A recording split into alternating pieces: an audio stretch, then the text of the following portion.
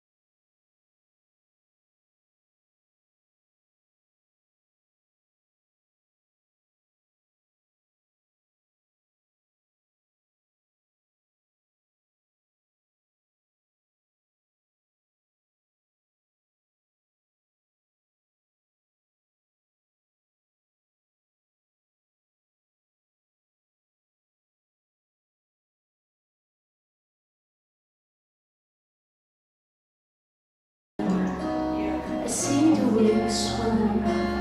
You're taking all the eyes, the ways in your pocket, emotional blocking, and boiling with eyes.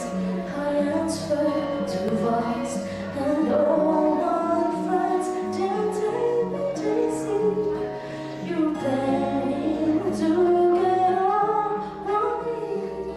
So now I can't stop thinking about you. I figured all of the rules. So now I ask, baby, take my hand. I want you to be my husband, 'cause you're my only, and I love you 3,000.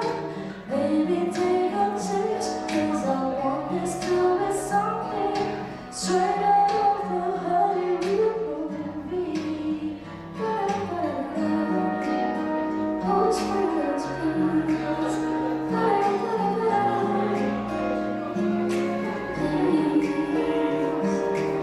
Baby, take my hand. I want you to be my husband, 'cause you're my only, and I love you 3,000. Baby, take a chance, 'cause I want this to be something straight out of a Hollywood movie. No spoilers, please. No spoilers, please. No spoilers, please.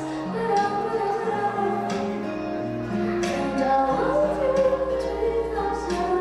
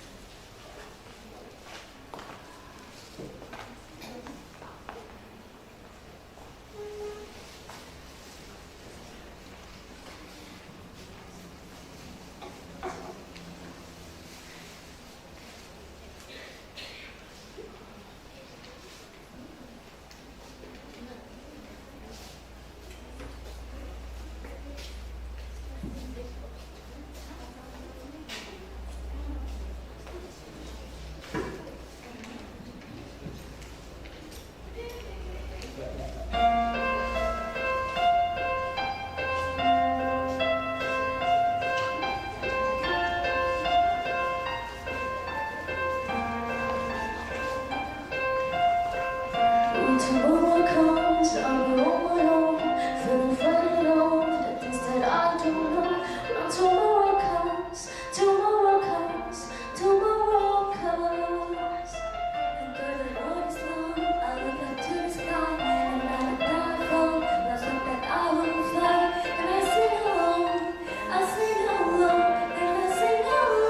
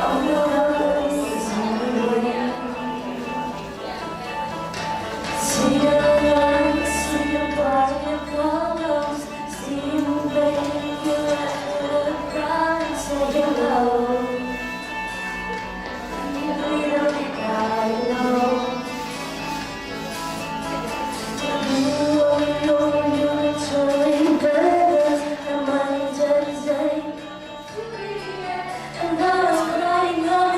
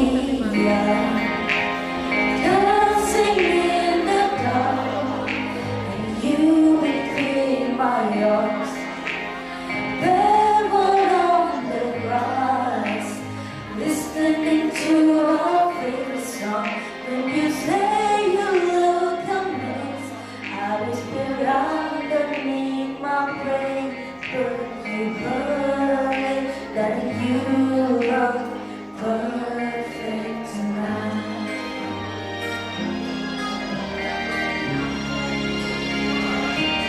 I felt wrong.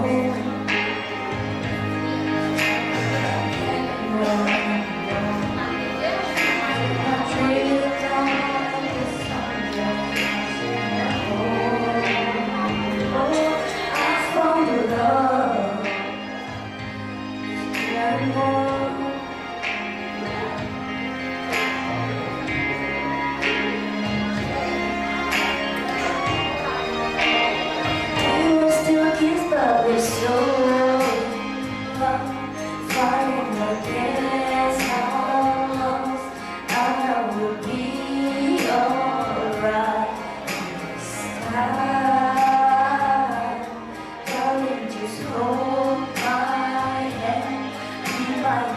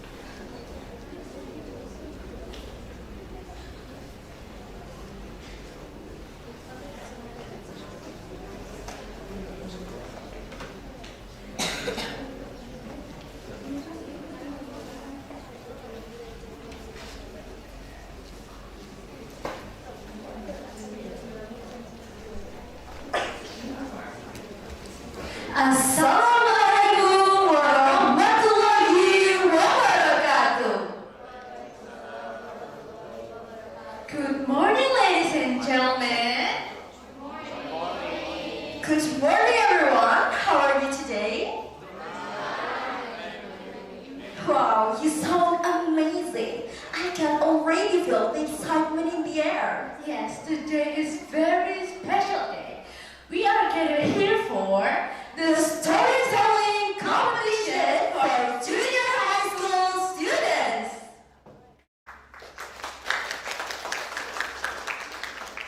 The Honorable the Headmistress of SMA Negeri 1 Lasem, the Honorable Judges, respected teachers, beloved participants, and all committee members, welcome to our event.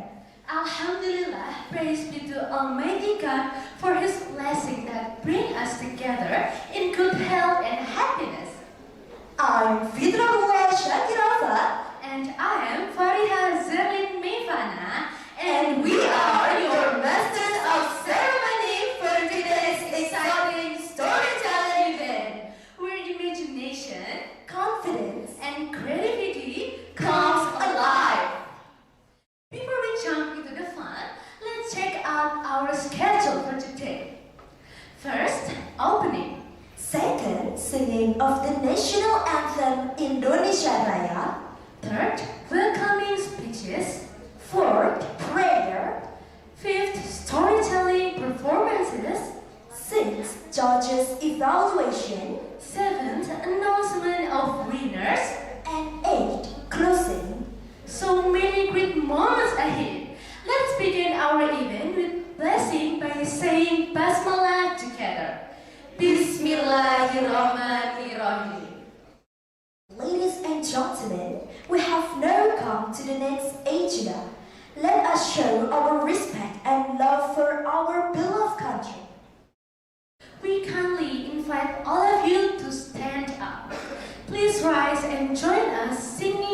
our national anthem, Indonesia Raya.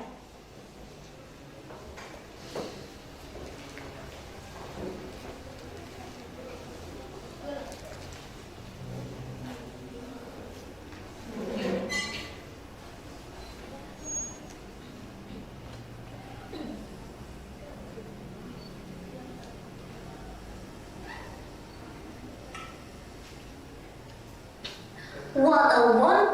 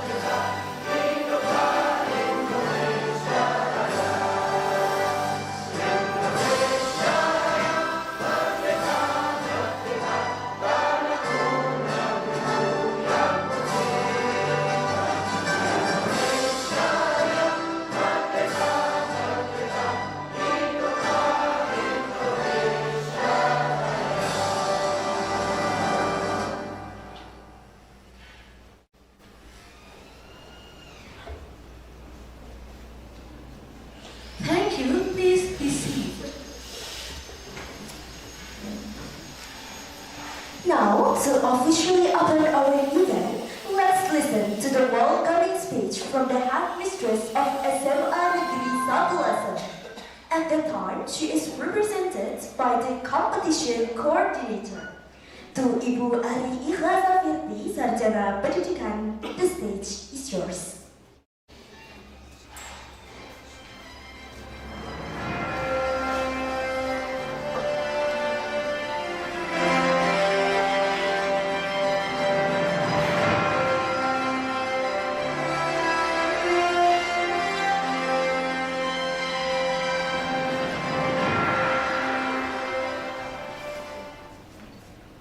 Bismillahirrahmanirrahim.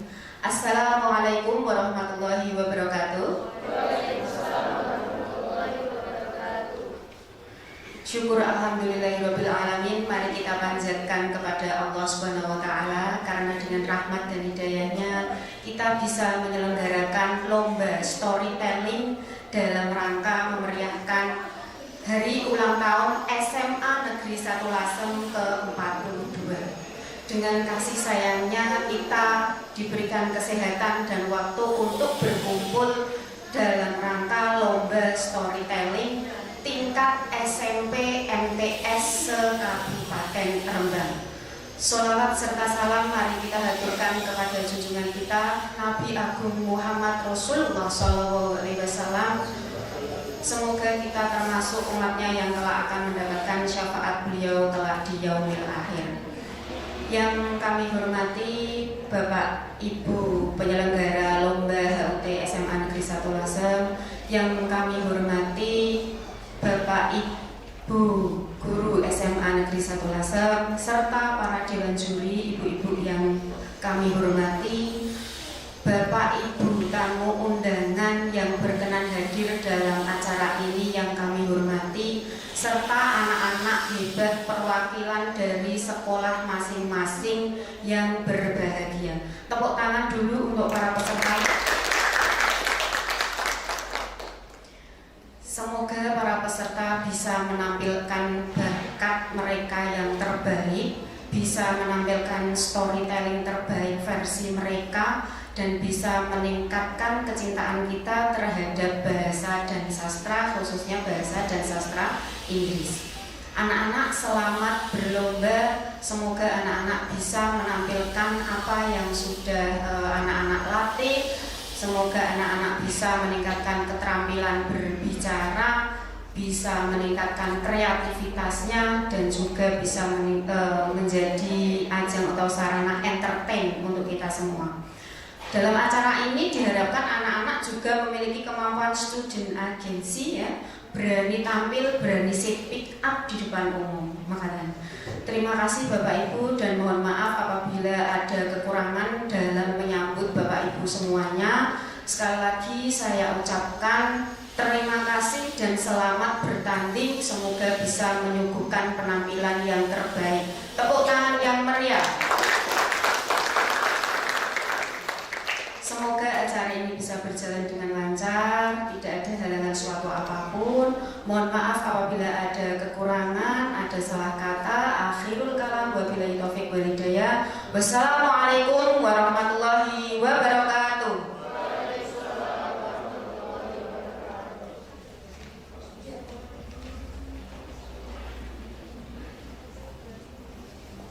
Thank you for your kind and motivating words. Thank you for your inspiring message and words of encouragement. Ladies and gentlemen, let's watch the opening video of the storytelling competition.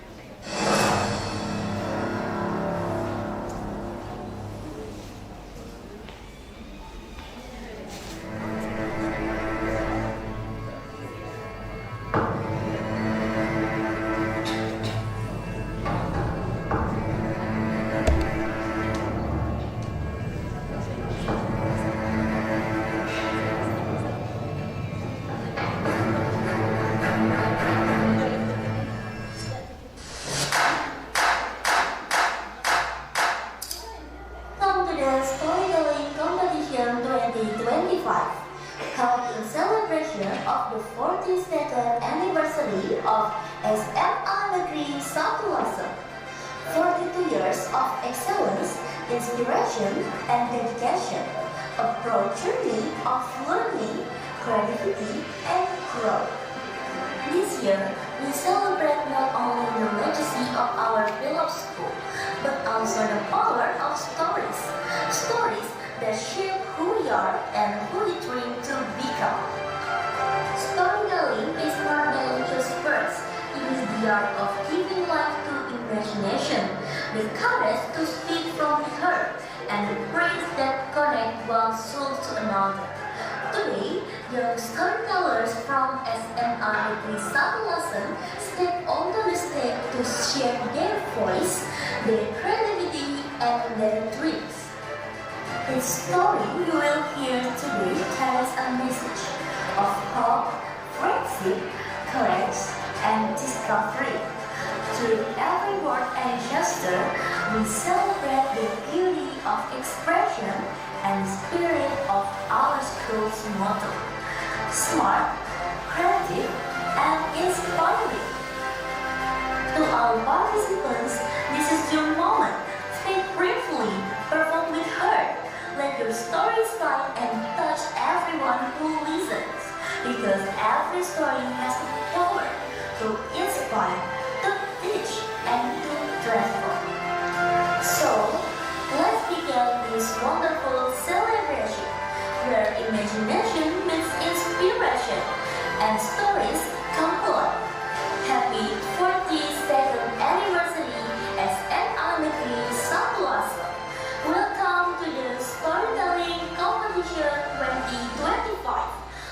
the stories begin. Every story matters. Make yours unforgettable.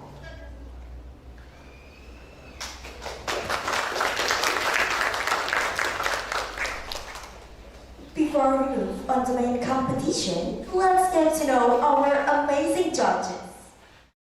Yes, these three incredible people will evaluate our participants today based on creativity, expression, and confidence. Let's give a big round of applause for our honorable judges.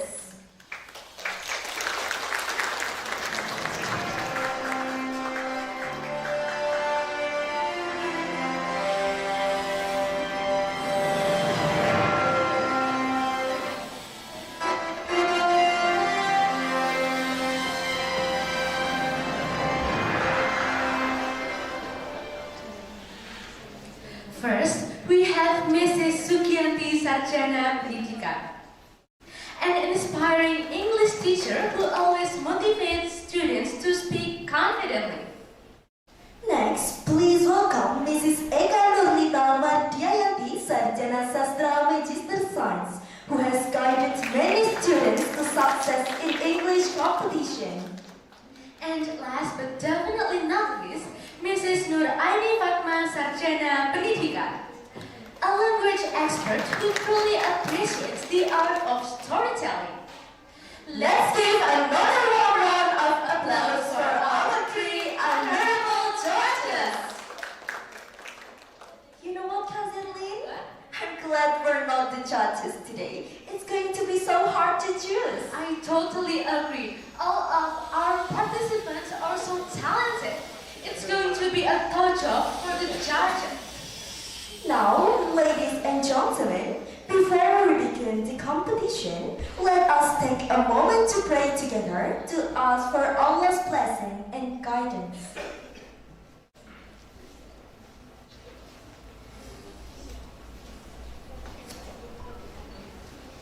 Assalamualaikum warahmatullahi wabarakatuh. Bismillahirrahmanirrahim.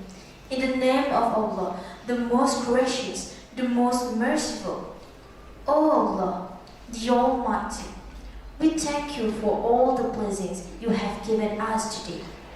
We are grateful for the opportunity to gather here in this storytelling competition, where young students from Rembang Regency can learn, share, and grow together.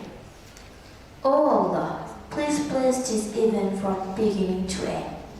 Grant us smoothness and ease in every activity today. Guide all participants to do their best with confidence, to express themselves briefly, and to speak English fluently. May this competition bring us valuable lesson, wisdom for the moral messages in each story, and strengthen the bonds of friendship among all students and school in Lomba. O Allah, please make this event meaningful, joyful, and full of blessings. Forgive all mistakes and accept all good intention. Amin. Ya Rabbal Alamin. Wassalamualaikum warahmatullahi wabarakatuh.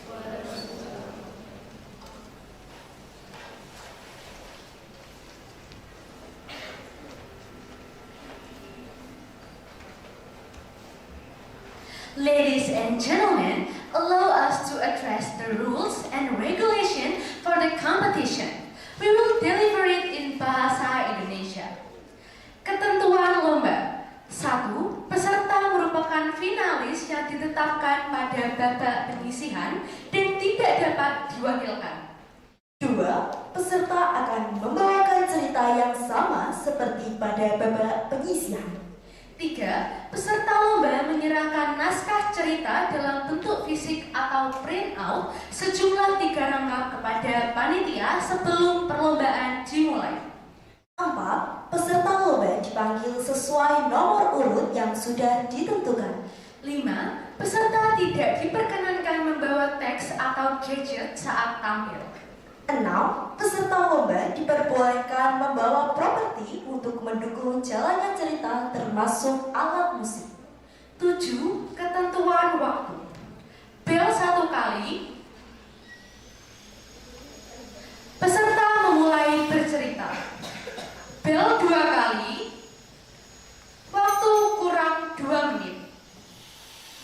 3 kali, waktu habis.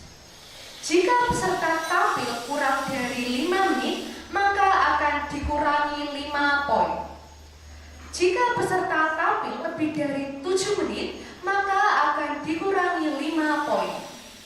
8. Dewan juri terdiri atas 3 orang yang akan menilai secara objektif dan keputusan kejuaraan tidak dapat diganggu-gugat. 9. Kejuaraan akan diambil 3 terbaik, yaitu juara 1, 2, dan 3. Now it's time for the most exciting part, the storytelling competition. Each contestant will bring their story to life with expression, emotion, and creativity. Let's support them with our cheers and applause. Alright, let's begin with contestant number 1. Please come forward and share your story.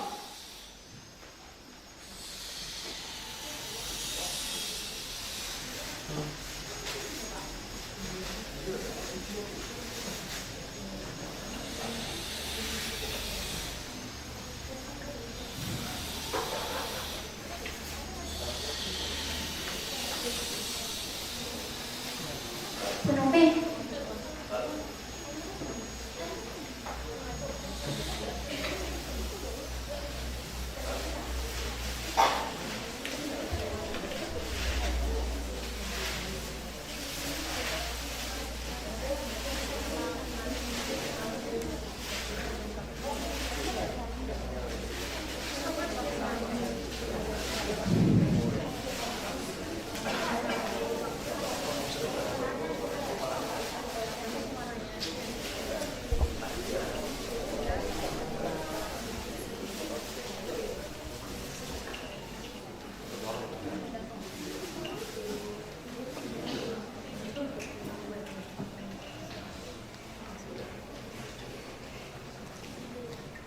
Apakah peserta sudah siap? Sudah. Waktu dimulai ketika bel berdenting 1 kali.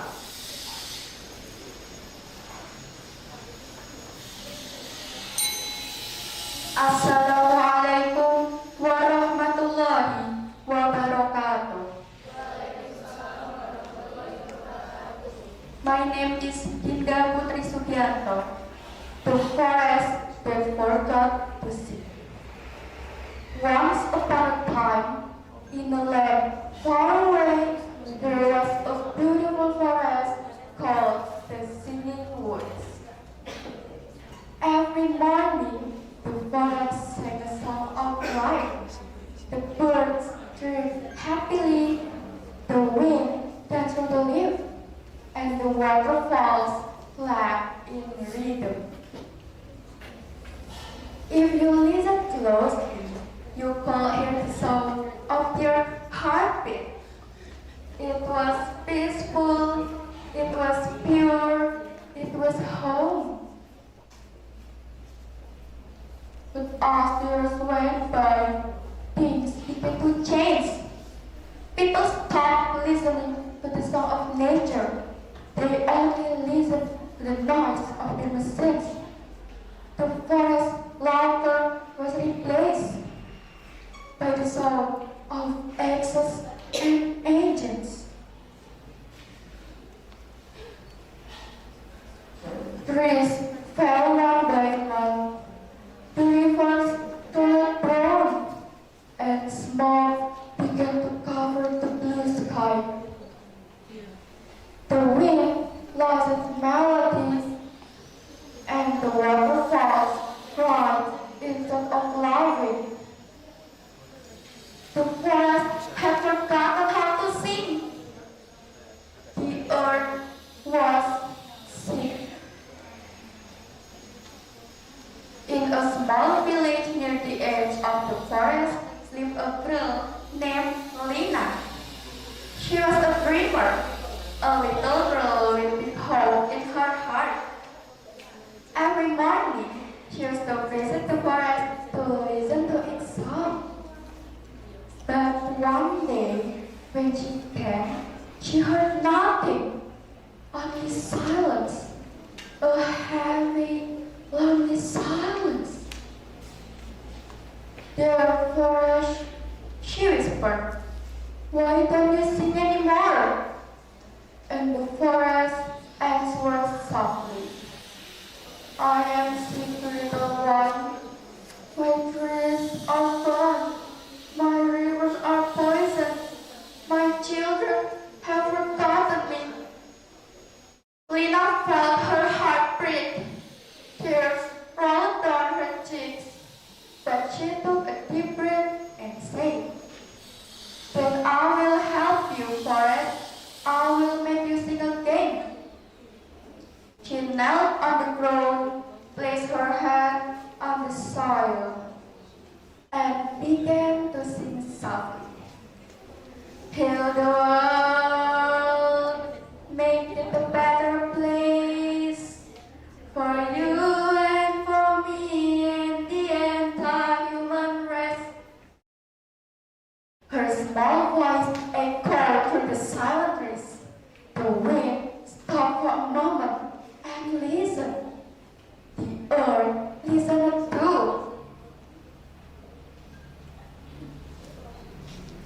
From that day on, Lina worked hard. Every morning she planted new seeds. Every afternoon she cleaned the river banks. Every night she whispered songs of hope to the soil. Sometimes she sang while she worked. "There are people dying. If you care enough for the living, make a better place for you and for me."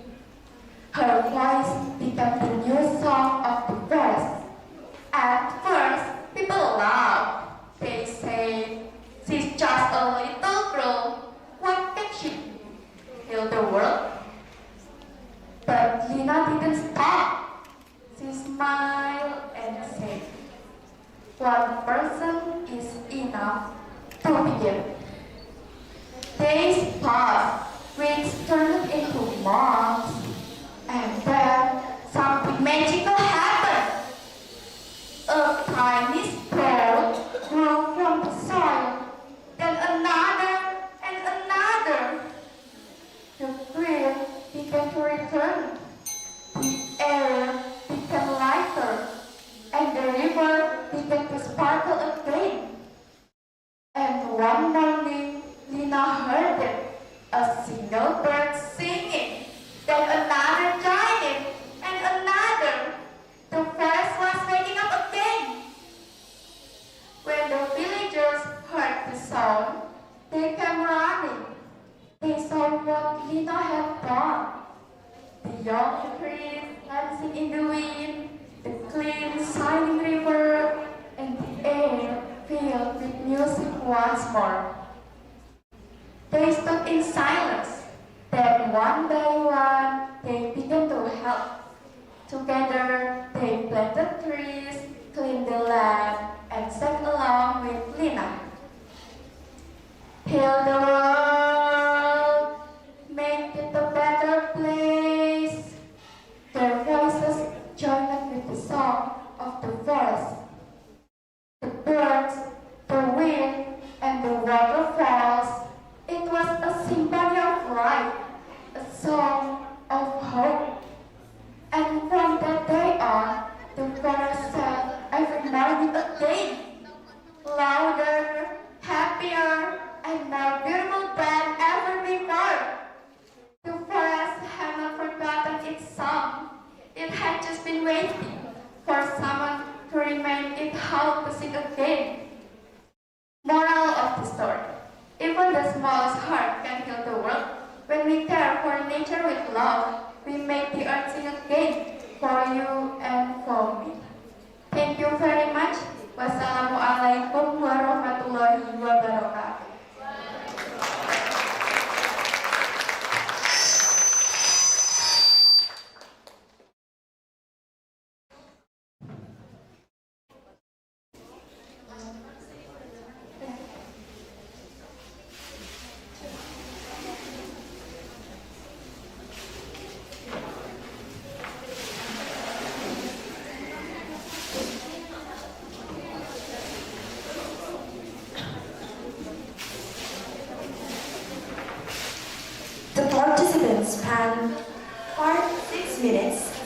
5 seconds.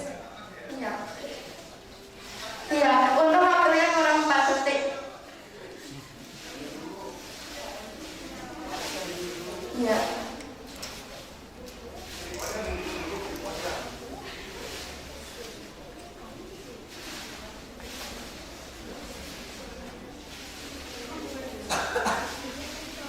Wow, that was truly amazing. Let's give another round of applause for contestant number 1. Indeed, what a great start to today's competition. Next, we invite contestant number 2 to get ready.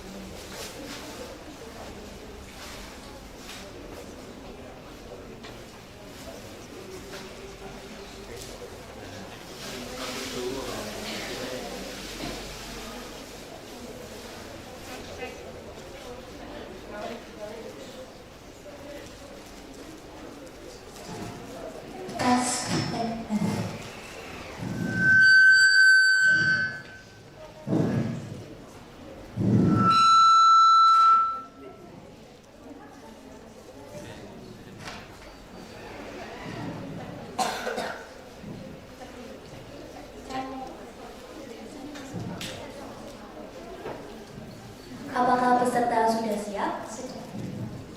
Peserta bisa bercerita jika bel berdenting 1 kali.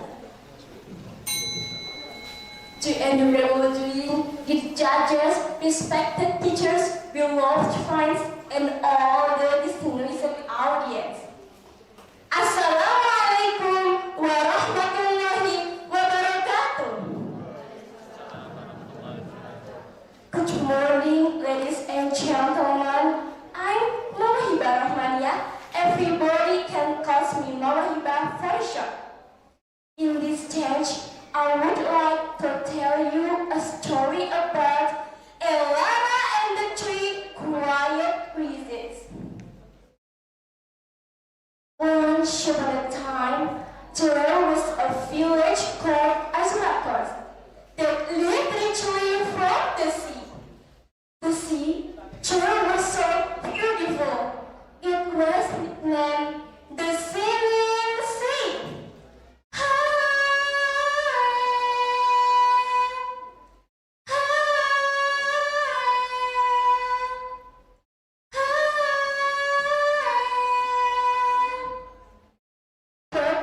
Because the villagers were too greedy in taking fish and throwing trash, the sea became dirty, gray, and silent.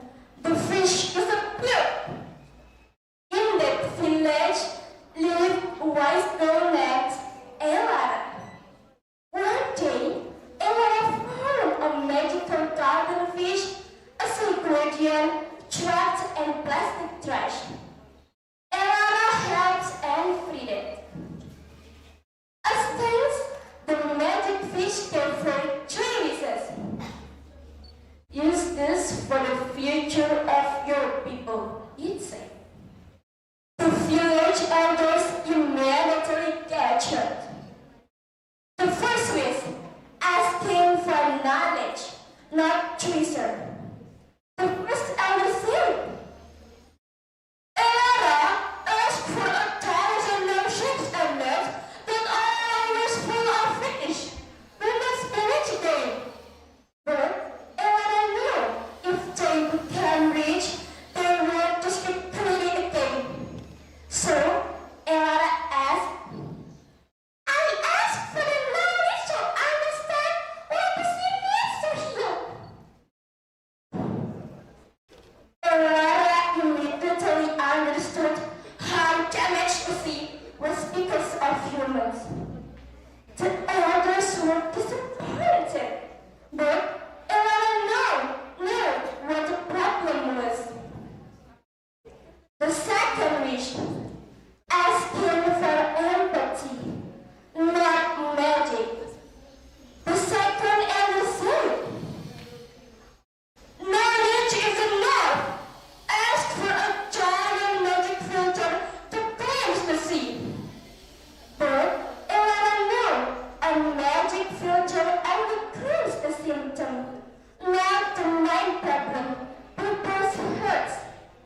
So Ella asked, I ask that everyone in this village can feel what the sea and other living things feel. Suddenly, all the villagers felt sad when they saw trash and felt pain when they saw the dirty sea. Their hearts began to change. The checklist, asking for willingness, not laziness. The magic fish can run less time. The people want unlimited resources. They want an easy life with hard work inside. Ella looked at her people.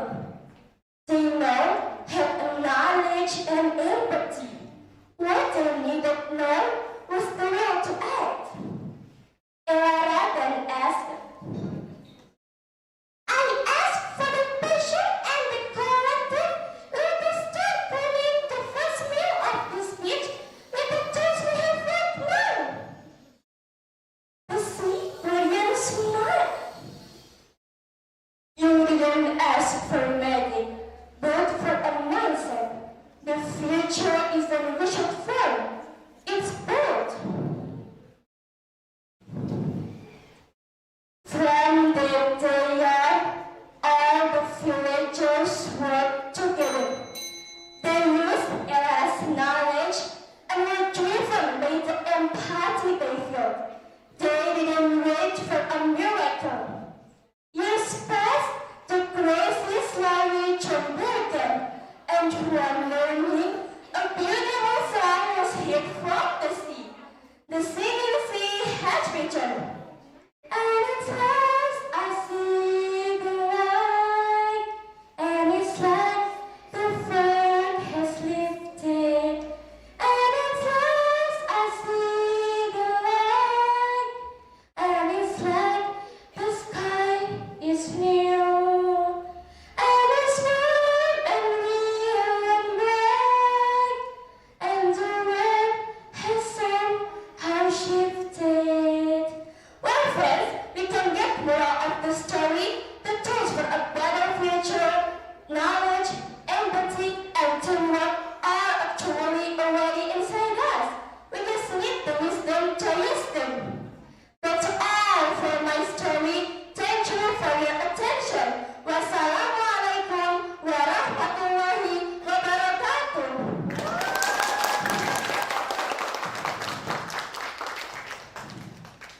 The participant spent 6 minutes.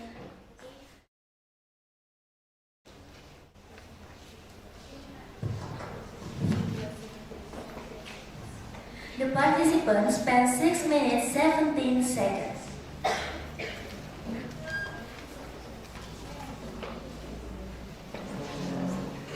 Next, we invite contestant number 3 to get ready.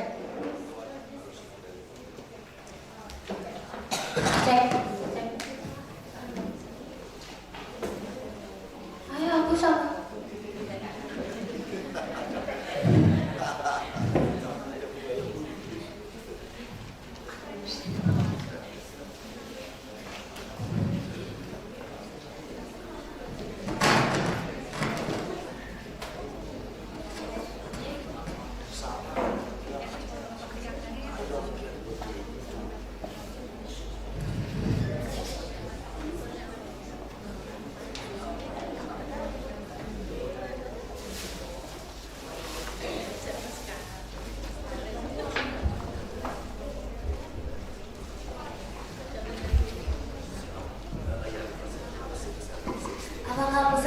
Sudah siap? Sudah. Peserta bisa mulai bercerita ketika bel berbunyi 1 kali. Mirror, mirror on the wall, who's the fairest of them all? Well, there was what started everything. Good morning, ladies and gentlemen. Are you familiar with this story? Yeah, that's right. I'm Snow White.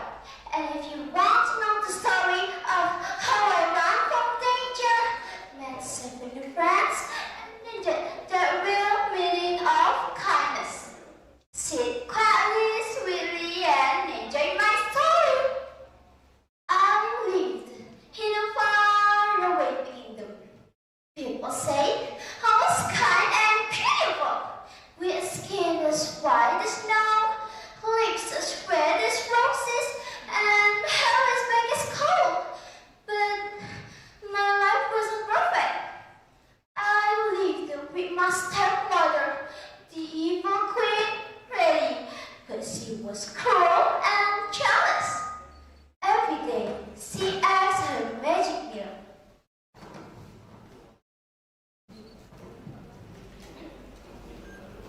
Mirror, mirror on the wall, who's the fairest of them all? And the mirror always answered,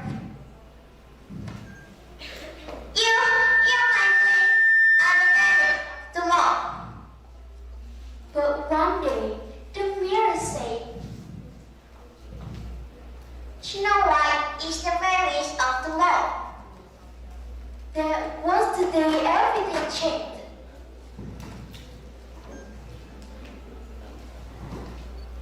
The queen ordered a huntsman to take me deep into the forest and never let me return. But when he saw my tears, his heart softened. He said, Run, run far away and never come back. I ran and ran.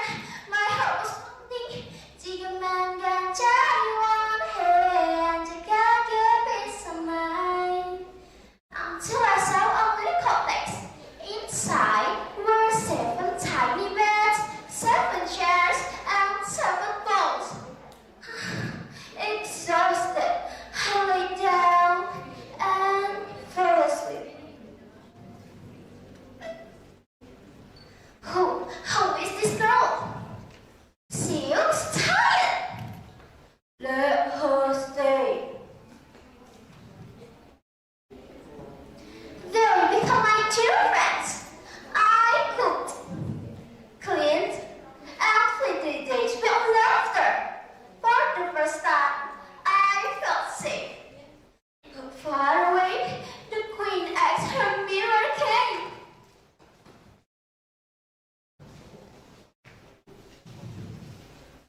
Mirror, mirror on the wall, who's the fairest of them all? And the mirror answered, Snow White is still the fairest of them all.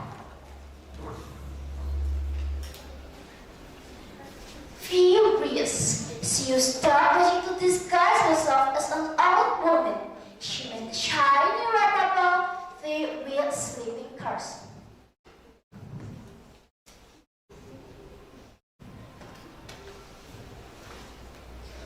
This is a special apple, my dear. One bite and your dreams will come true. I hesitated, but she seemed kind, so I took a bite and walked further away. There I paused. The dwarfs were beside me. They said I looked asleep, surrounded by a flower in a glass case. One day, a prince came through the forest. He looked at me and said, Wake up, Snow White. The world still needs your light. I opened my eyes and saw his face.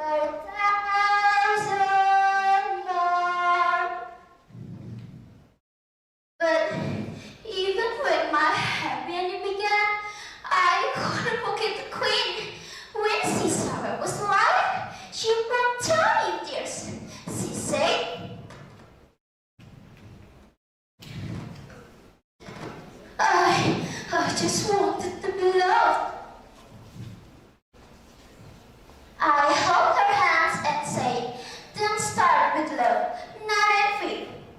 Her heart began to shine again, and she was free from her dark magic forever. She finally learned that beauty comes from within. So, my dear friends, true beauty doesn't live in the mirror, it's live in our hearts. When we choose kindness, courage, and forgiveness, we create a future that shines brighter than any crown. Thank you.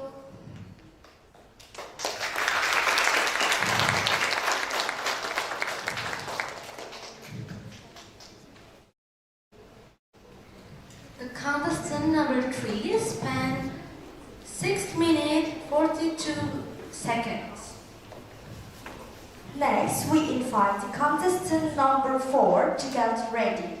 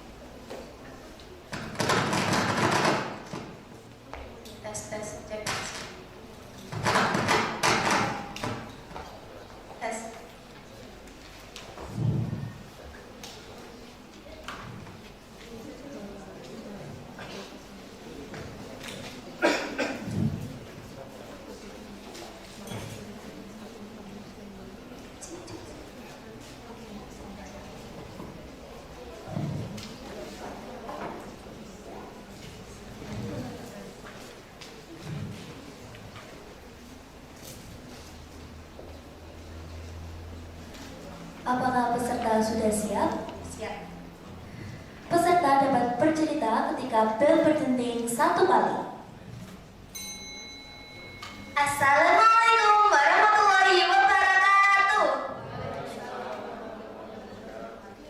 Hey y'all, my name's Aisyah Najia, and today I wanna tell you a story about the sugar fairy and the little baker.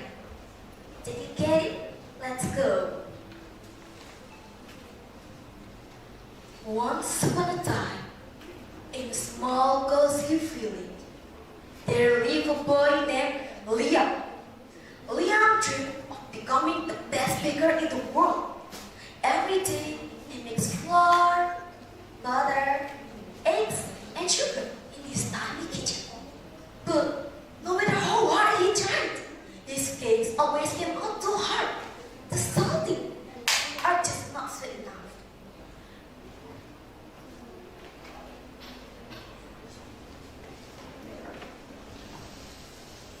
Oh, okay, my cakes ruined. Maybe I just not good enough.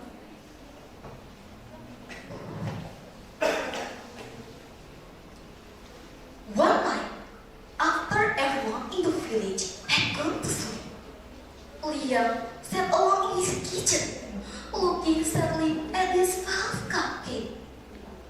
A soft light suddenly filled the room, and a gentle voice spoke.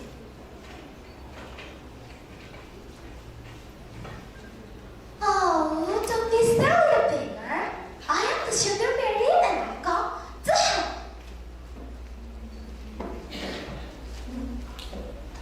Liam could believe his eyes. He wiped it.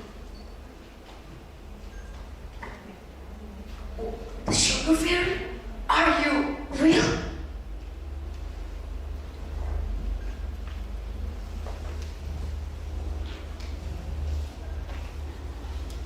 Of course, every baker who bakes with love can see me. You see, right? Sugar isn't just for making sweetness, but carries the joy, kindness, and patience. You have to feel the happiness when you bake.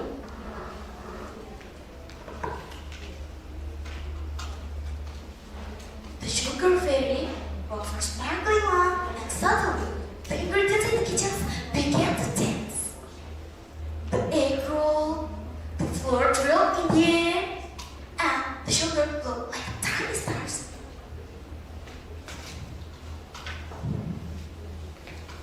Now, repeat after me.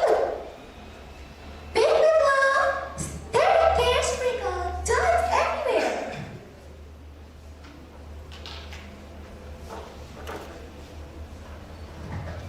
Okay, bake with love, stir with cares, sprinkle joys everywhere.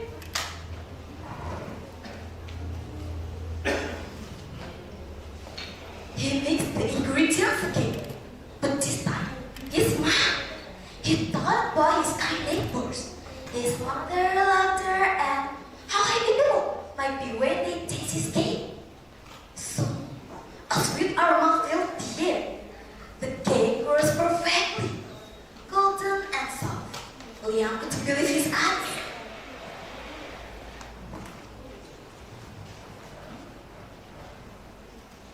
Whoa, it worked! This is the most beautiful cake I've ever made.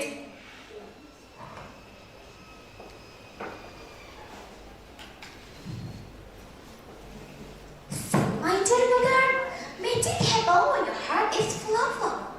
Remember, it's not just sugar that makes sweetness. Your spirit too.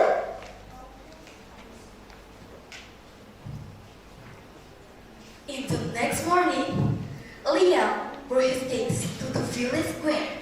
Everyone gathered to taste it.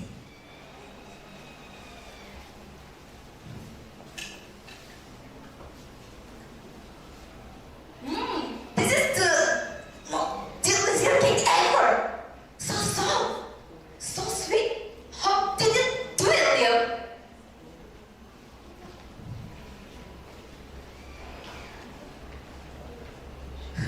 I had a little help from a fiery friend.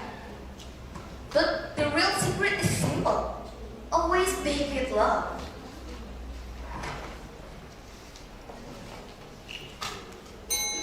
From that day on, Liam became the most beloved baker in the village. He shared his cake with everyone. The old, the young, the rich, and the poor. And everybody brought smiles and laughter. And every night after he finished cleaning his kitchen, he could still see sparkling sugar crystals on the table. A sweet reminder about the sugar fairy was always near. Thank you for listening my story from the beginning to the end. And did you wanna listening again for my next story? Okay, let's meet again in another time. See you later and wassalamualaikum warahmatullahi wabarakatuh.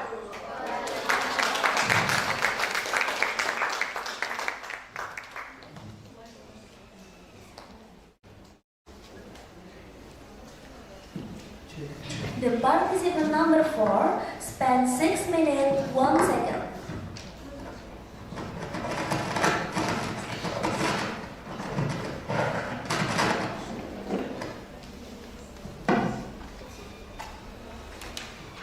Next, we invite the contestant number 5 to get ready.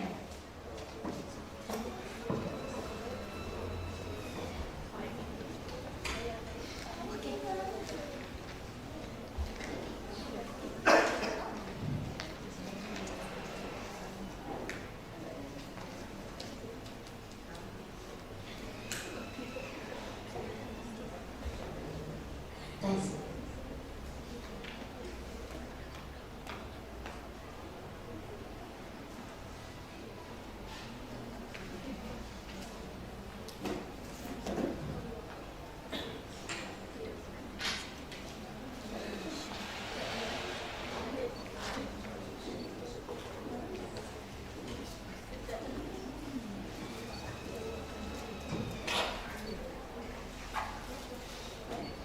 Apakah peserta sudah siap? Sudah. Peserta bisa mulai bercerita ketika bel berdenting satu kali. You raise me up so I can stand on mountains. You raise me up to walk on stormy seas. I am strong when I am on your shoulders. You raise me up to more than I can be.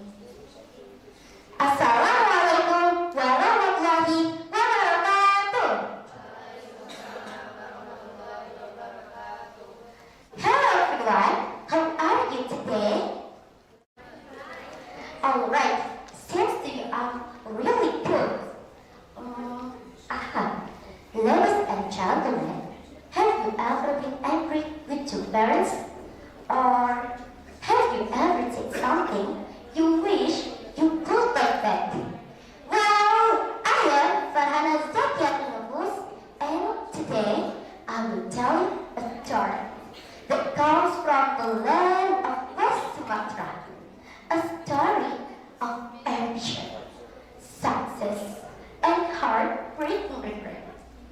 This is the legend of Maling Kentang, the stone of regret. A long, long time ago, near the shore of a small village in West Sumatra, lived a poor widow and her only son, Maling Kentang. They were poor, but rich in love. Maling was a smart and hard-working boy. Every day, his mom would pray.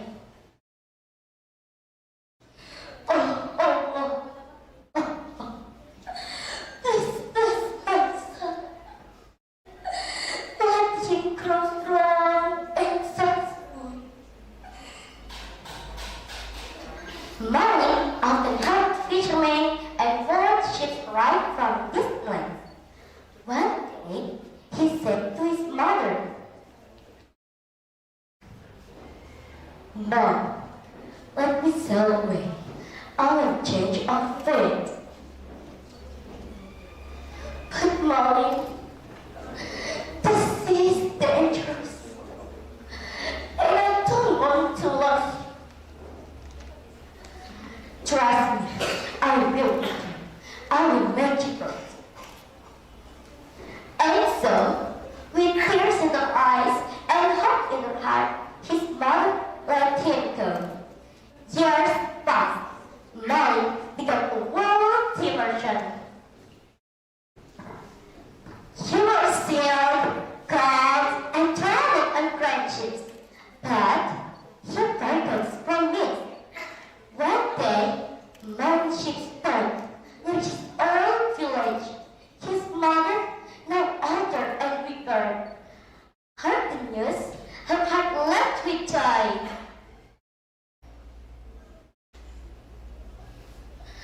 Molly!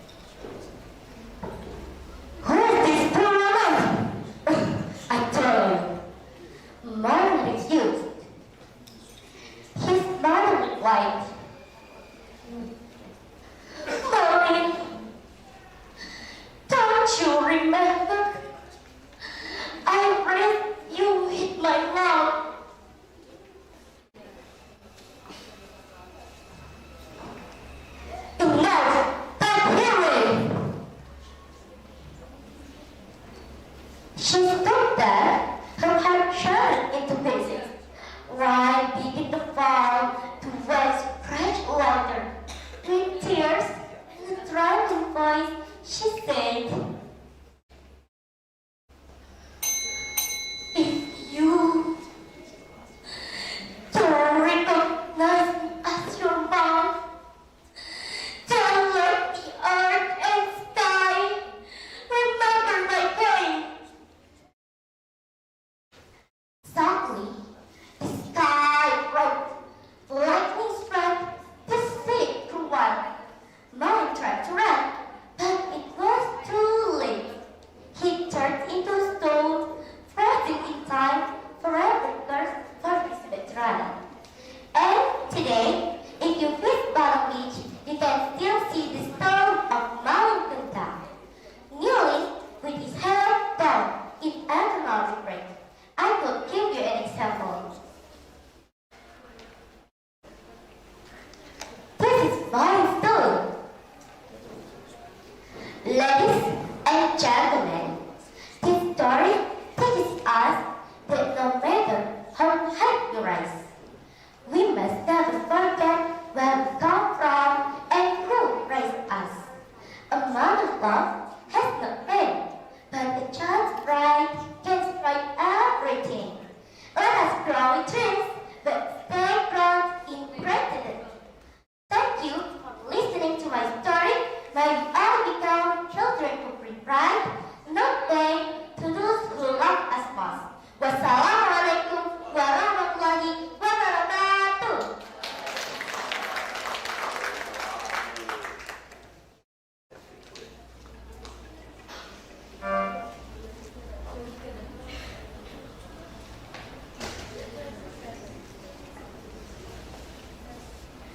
The participants spent 6 minutes 37.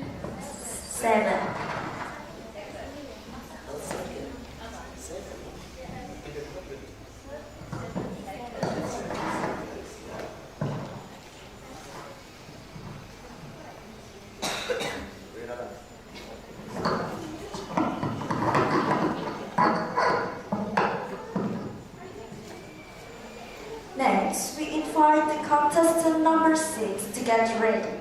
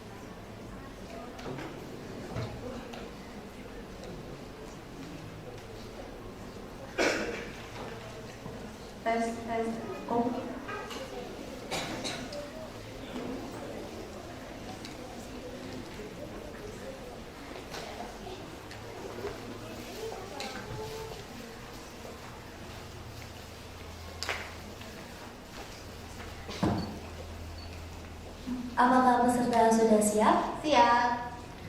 Peserta bisa mulai bercerita ketika bel berdenting 1 kali.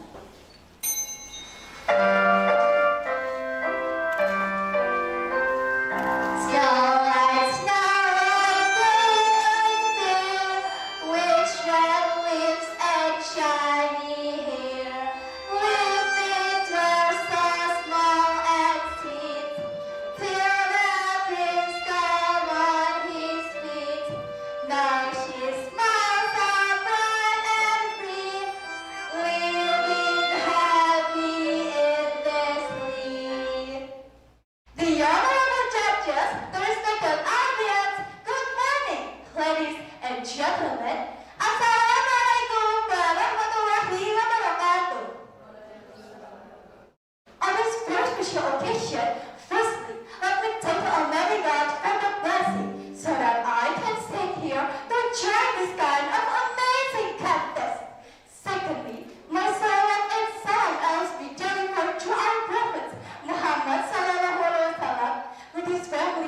loyal followers.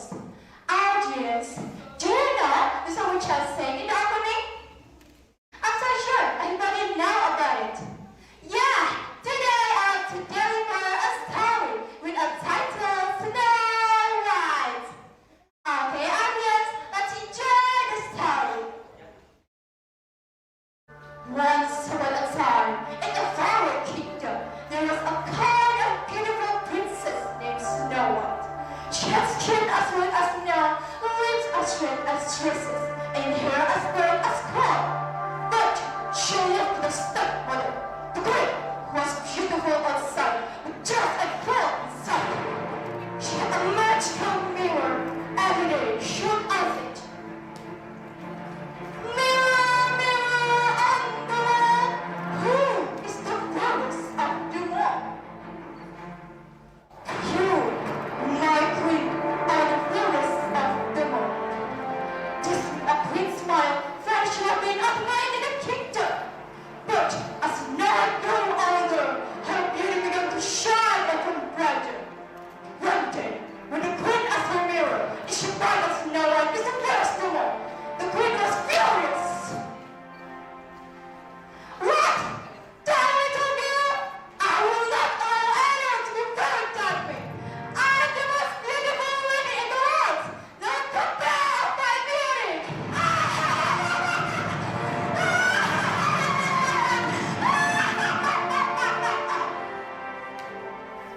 One day, when the queen saw she went away back, she got the royal husband and ordered him to take Snow White into the forest and kill her. Snow White ran through the forest and she found a tiny cottage hidden among the trees. Later on, the owner of the cottage she turned. They were several dwarfs working a mountain digging for them. When they saw Snow White, they asked her to get her alive.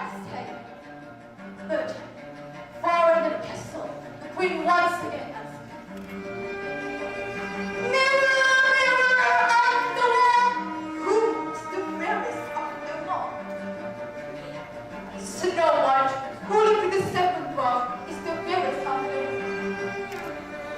"What? She's alive? I will not let her break anymore. I'll taste her myself." Snow White, right from my rival, and make sure never come up again. Never!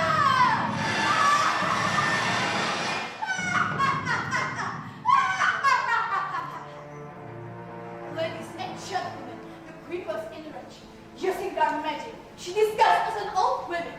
She had a shiny red apple and filled with terrible sleeping scars. Dressed in her disguise, she traveled to the cottage and knocked on the door. Hello, dear. Would you like to try a special apple? Is the sweet one you'll ever taste?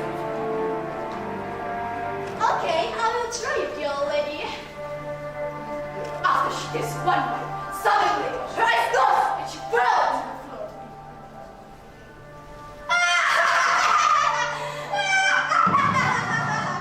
Not even gonna work anymore. I'm satisfied that you're dead. Now I am the most beautiful lady in the world. Even Jack Littleton cannot conquer me.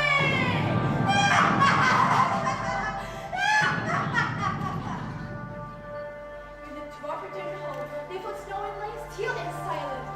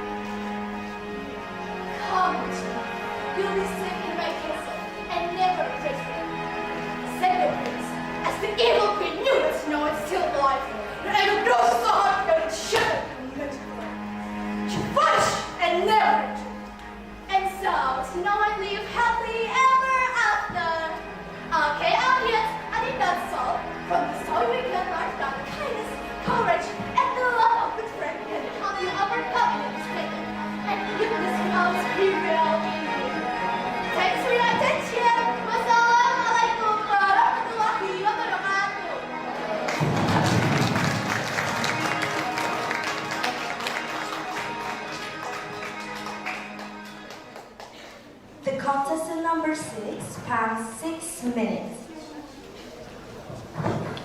Next, we invite the contestant number 7.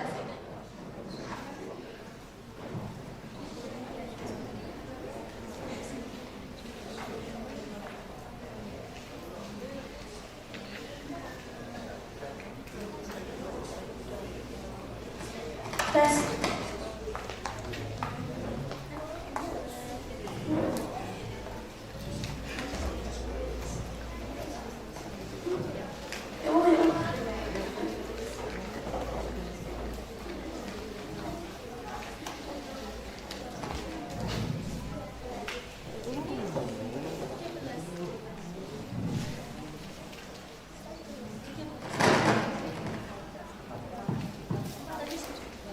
Apakah peserta sudah siap? Siap.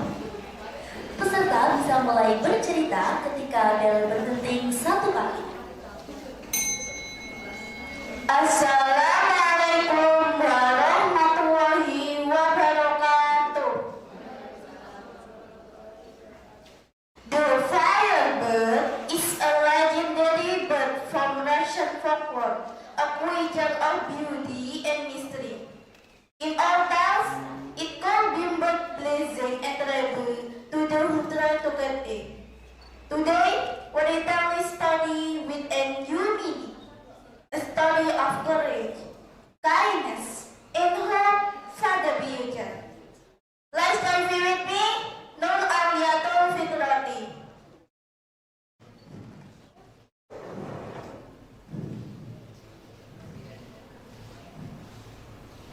The firebird, a Russian fairy tale.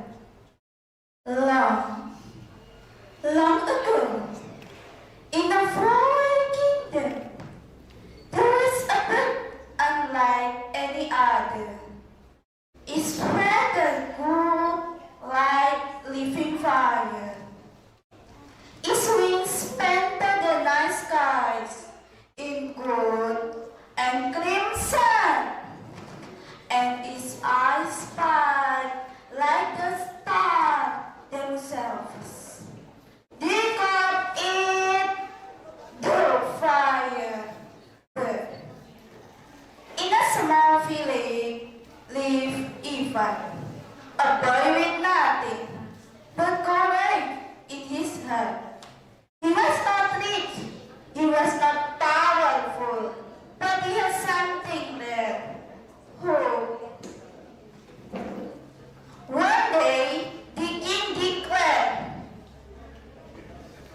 "Whoever catches the firebird shall have glory, God, and a great fame." The people gasped. Whisper filled the village square. The firebird, too dangerous, will be disaster. An old woman dangerous as he say. They say it's burnt, they burn to ashes. A farmer added, "No one will just it, every time." But Ivan stood tall and answered, "If the firebird is truly a god, then I will fight it. It is if a blessing, then I will protect it." Night after night, Ivan entered the forest. The shadow grew darker. The wind huffed through the trees. The ground was cold with dew. Untrained eyes got from the passes. But still, he did not stop. At last, on the seventh night,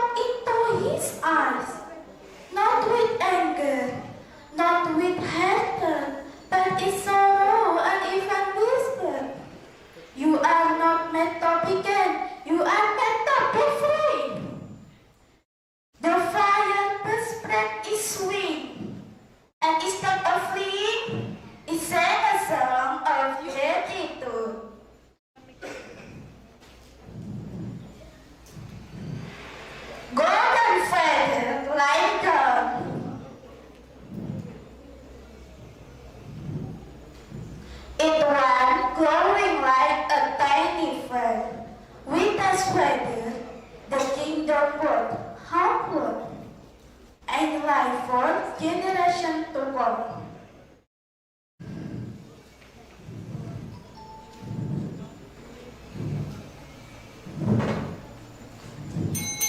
The king frog. Where is the firebird?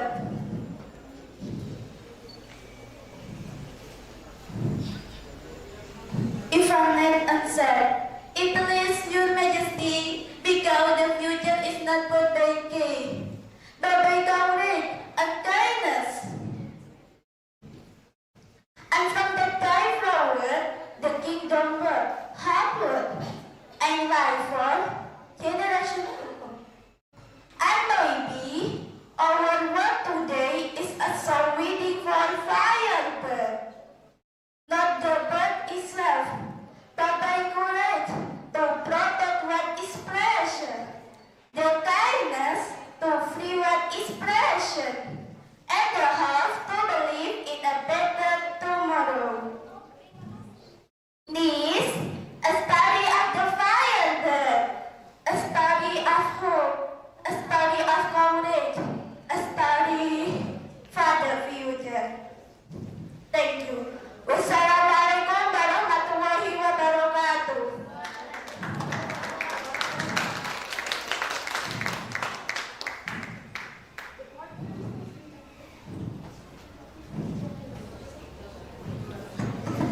The contestants found 6 minutes, 13 seconds.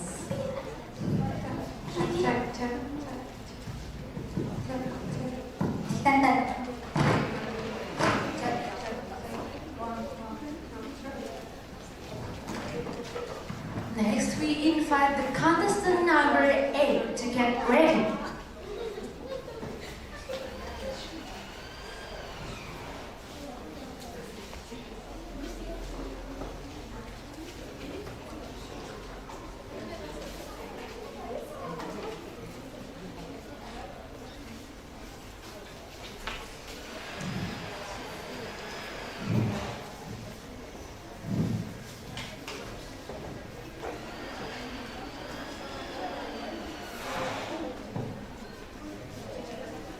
Apakah peserta sudah siap? Peserta bisa memulai bercerita jika bel sudah dihentikan 1 kali. Good morning, Julius. Good morning, everyone. My name is Aruna. We all know the story of Cinderella, the bee, the girl with the beautiful glass slipper. But have you ever stopped to think about the magic of that night? The rustle of her magical gown, the race against time? Today, I want to tell you about that night, the night when the cinder-covered girl became a princess. Once upon a time, in a grand circle, there lived a kind girl named Cinderella. Her father had passed away, leaving her with a cruel stepmother and 2 selfish stepsisters. They were jealous of her beauty and kindness. They forced her to do all the work at home, scrubbing floors, washing clothes, and sleeping by the fireplace. They called her Cinderella because she was always covered in eggs. One day, a rare announcement was made. The prince was holding a magnificent ball for 3 nights, and every woman in the land were invited. The stepsisters were excited. "We must look perfect," they screamed. They made Cinderella have to parade, choosing the fancy dresses and jewels. But on the night of the ball, they laughed at Cinderella. "Cinderella, Cinderella, you think you can go? You have nothing to wear but rags." They went their very charming way, leaving Cinderella alone in her. Cinderella settled her bottom. She was crying. She wished more than anything she would go to the ball. And just as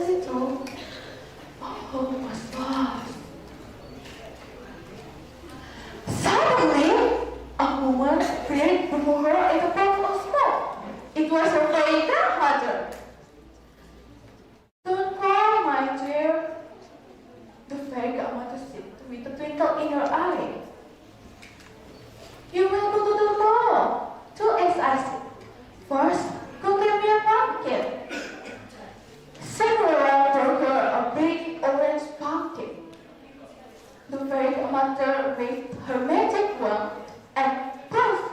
The public became a magnificent golden carriage. Next, the fairy mother turns the mice into strong horses, a rat into coachman, and some lizard into footman. Then, with a gentle touch, she transformed Cinderella into the most exquisite dress of shimmering silver. On her feet, she placed a pair of perfect slippers. Go to the ball, my dear, she said. But don't forget, you must be home by midnight. The magic will end when the clock strikes 12. Cinderella arrived at the ball, looking like a true princess. She was so beautiful that no one, not even her stepsister, recognized her. The prince saw her and was immediately enchanted. He asked her to dance, and they danced all night. They were lost in each other's eyes, forgetting everything. But then the clock tower began to chime. Bang, bang, bang. Oh no! The first song of midnight.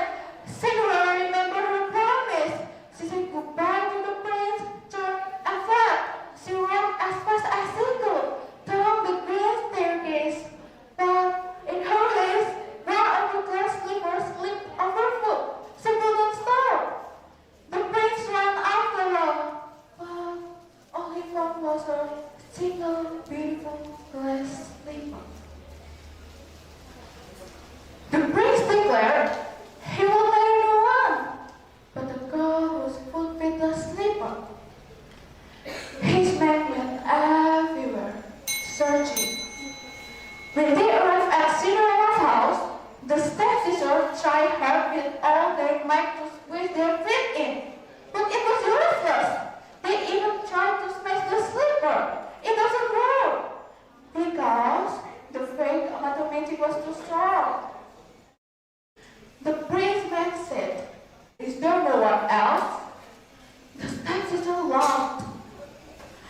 "Only the little maid." However, they brought Cinderella to meet the prince man. Cinderella sat down, and with quiet grace, she slid her foot into the slipper. It went perfectly! Instantly, her eyes turned into her shimmering ball gown. Finally, the prince had found his princess. And so, Cinderella married the prince. Her kindness and courage won over her family's cruelty. Her story teaches us that a good heart, a strong spirit, and a little bit of magic can turn any dream into a reality. Thank you!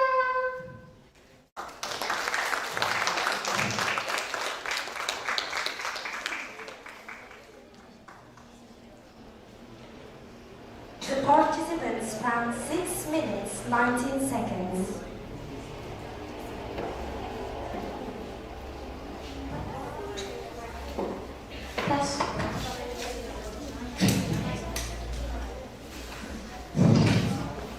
Next, we invite the contestant number 9 to get ready.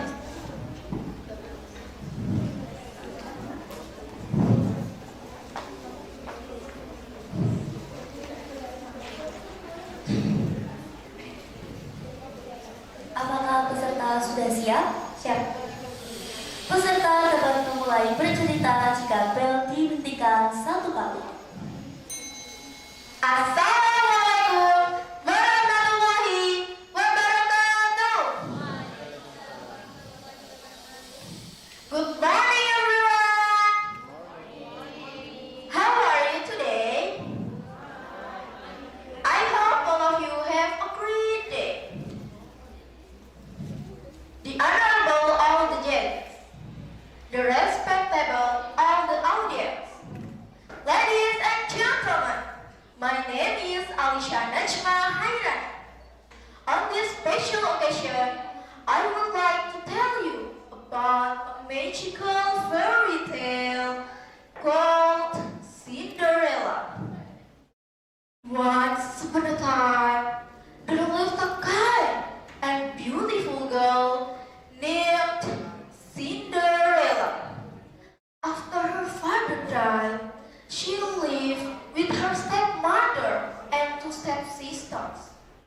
She helped work hard all day. And one day, news came from the palace. There was a royal ball invitation from the kingdom to all the girls. The lucky girl would marry the prince. The stepmother and stepsisters were happy to hear that. And Cinderella was very excited about the ball. But Cinderella was not allowed to go.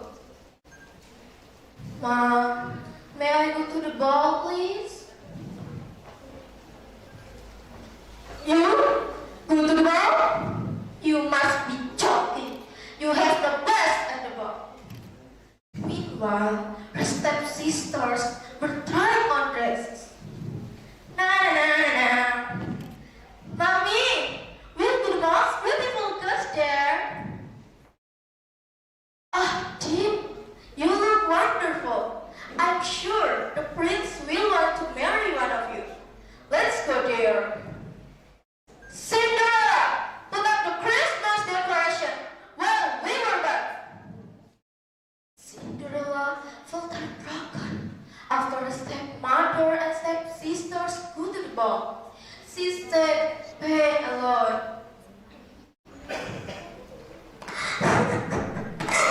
Why is everyone mean to me? Why? Anyone help me, please? Suddenly, the godmother appeared. Why are you crying, my dear? I want to go to the ball, but I'm not allowed by my stepmother. Don't worry, dear. I will help you. Really? Can you help me go to there? Sure. Wait, stand up, please. Are you ready? Abracadabra! With a wave of her red, Cinderella's rags were transformed into a stunning gown. And on her feet, she wore the most delicate glass slipper, sparkling like stars. The fairy godmother turned a pumpkin into a magnificent carriage, and mice into beautiful horses. So Cinderella would travel to the palace in style. Before she left, the fairy godmother gave Cinderella a piece of advice. Remember, my dear, magic will only last until midnight. When the clock strikes 12, you must leave the palace and return home. Cinderella thanked her fairy godmother, turned a pumpkin into a magical carriage. As she arrived at the palace, she felt like a princess, her dancing with joy. At the ball, the prince charmed by her beauty. May I have this dance? Of course. They danced together like a dream. But the clock near midnight, Cinderella remembered the fairy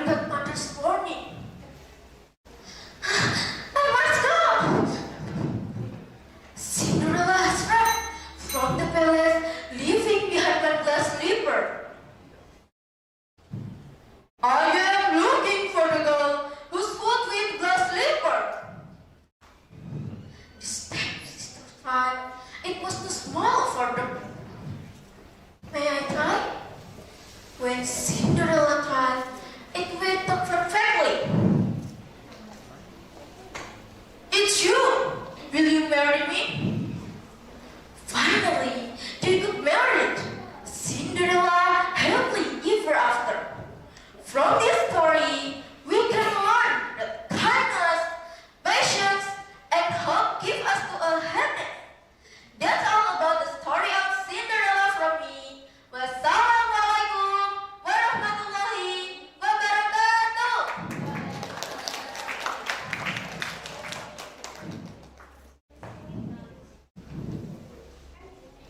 The contestant number 9 spent 5 minutes and 54 seconds.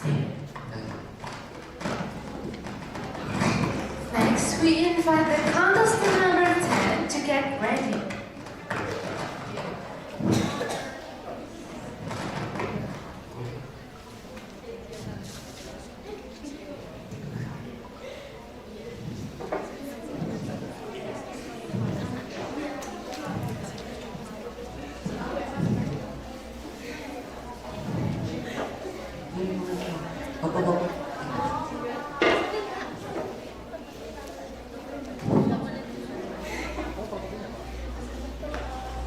Diberitahukan jika peserta membutuhkan bantuan ataupun bantuan untuk meletakkan properti dan membutuhkan kursi untuk meletakkan properti, bisa meminta tolong kepada panitia yang berbaju merah. Terima kasih.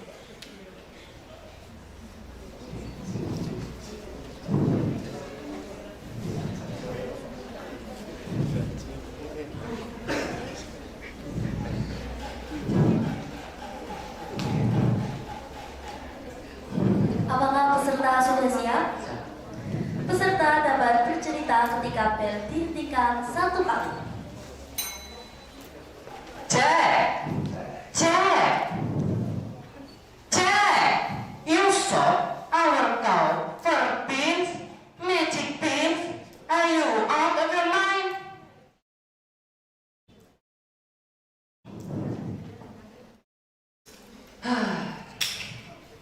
Hi everyone, I am Jack, the boy who made that mistake.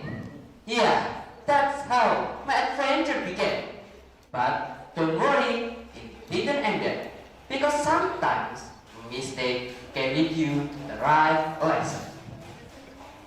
My mom and dad were so poor, we had nothing left to eat. So she asked me to sell our only cow.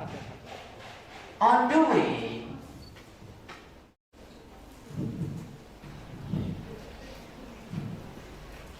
I met a strange old man. He said, "Hey boy, trade your cow for 5 magic beans."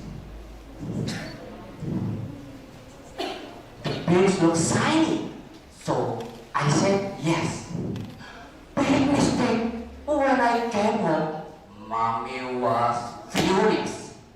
She threw the beans out of the window. Do you know what happened then? The next morning,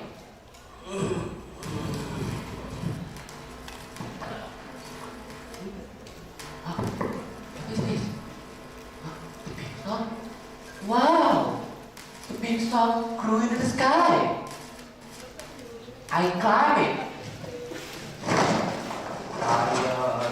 Higher.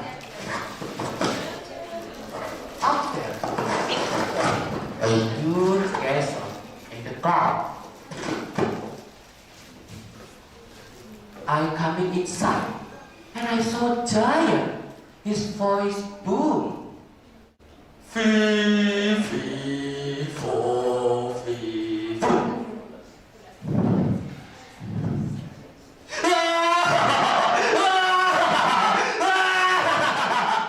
Awesome, Mom. The proud of a human.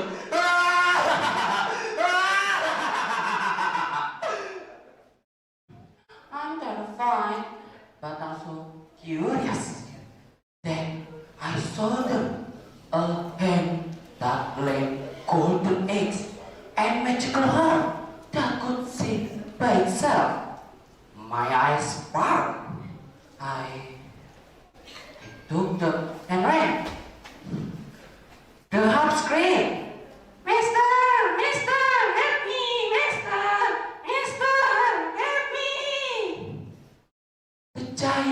chased me down the beanstalk. I panicked and called, Mom! Mom! Mom! Help me! Get the eggs!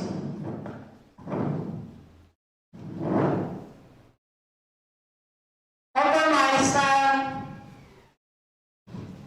This is the eggs! With one big sweet chop, the beanstalk fell. The giant disappeared into the ground. We were safe, but unfortunately, I felt guilty. Days passed, and I couldn't forget the giant's sad face. I know there is hope in these waters, but I can't bring myself to swim when I am drowning in this silence. Baby, let me go easy on me, baby. I was still a child, didn't get the chance to feel the world around me. Then I fought one last bit.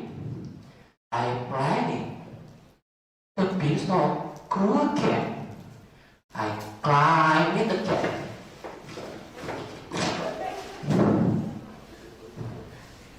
Not to steal, but to say sorry. The giant smiled.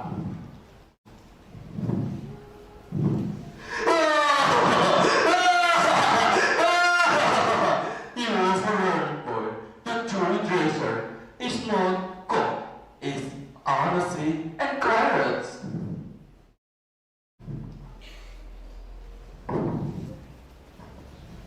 He forgave me, even shared because it treasure. Since that day, I've never forgotten what the giant taught me. Even a small boy can do big things as long as his word grows stronger than his mistake. Thank you.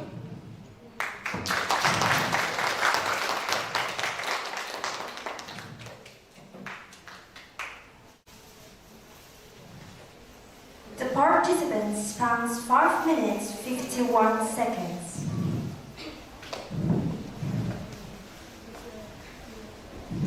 Next, we invite the contestant number 11 to get ready.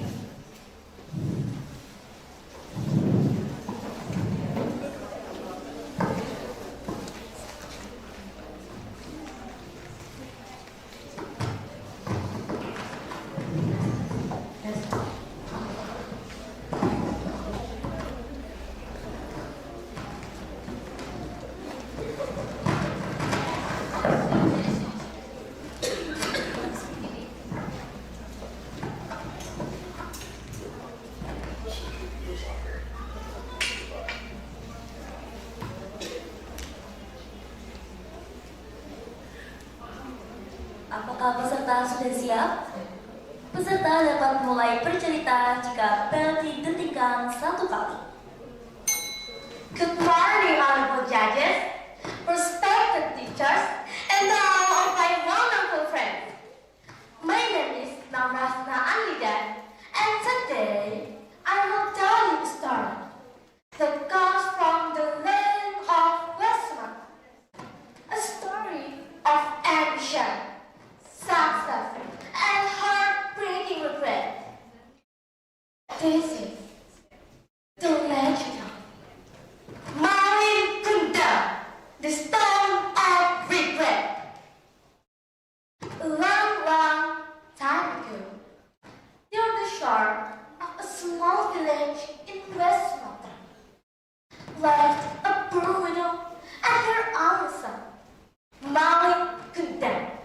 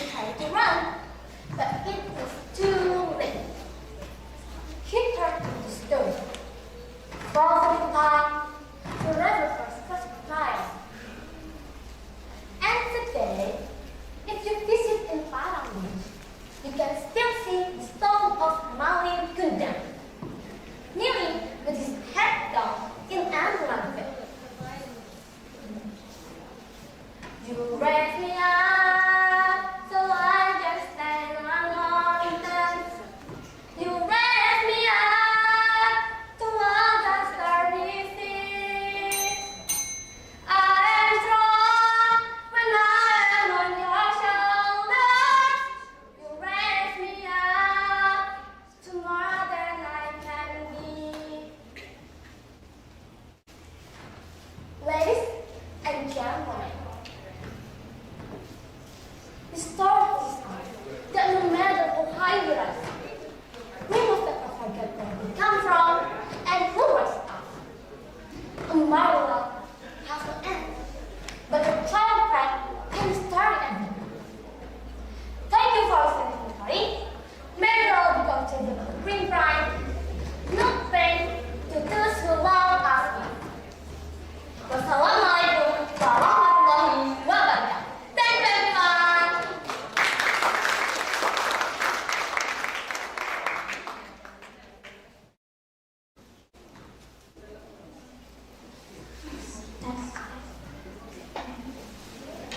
The contestant spans 5 minutes 51 seconds.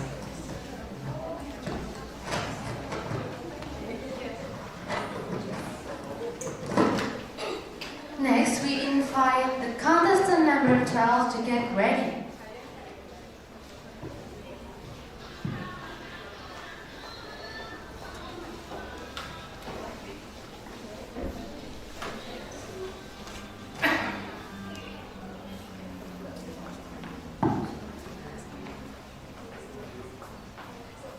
Apakah peserta sudah siap? Sudah. Peserta dapat mulai bercerita ketika bel didendingkan 1 kali. Assalamualaikum warahmatullahi wabarakatuh. Good morning, the honorable judges, ladies and gentlemen, and all the audience. My name is Alia Salsabila Sharifah, and today I want to tell you a beautiful story. Do you know about this story? The title of my story is Beauty and the Beast.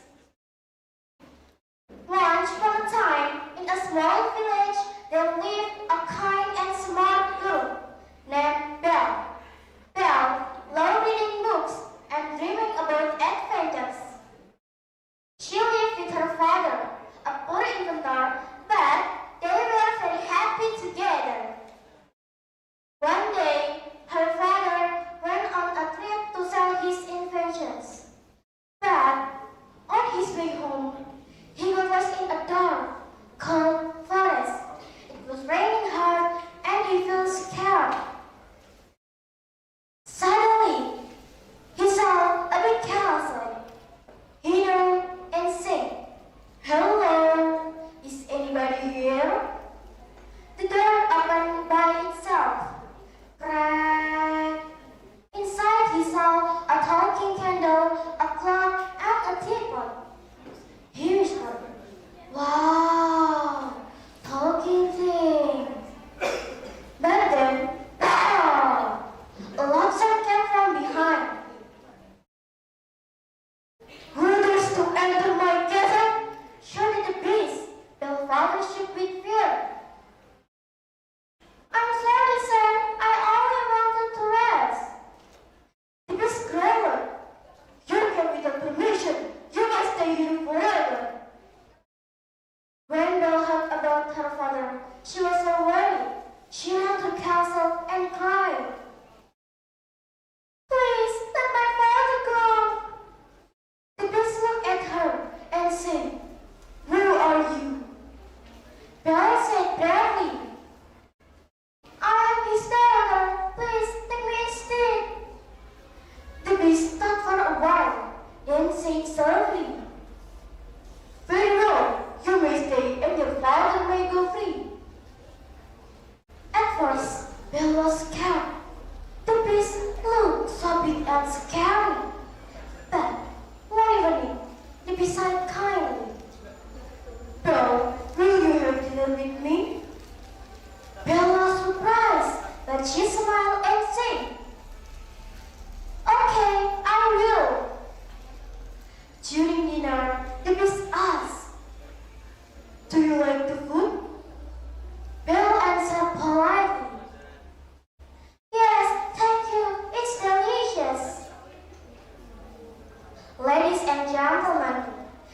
space.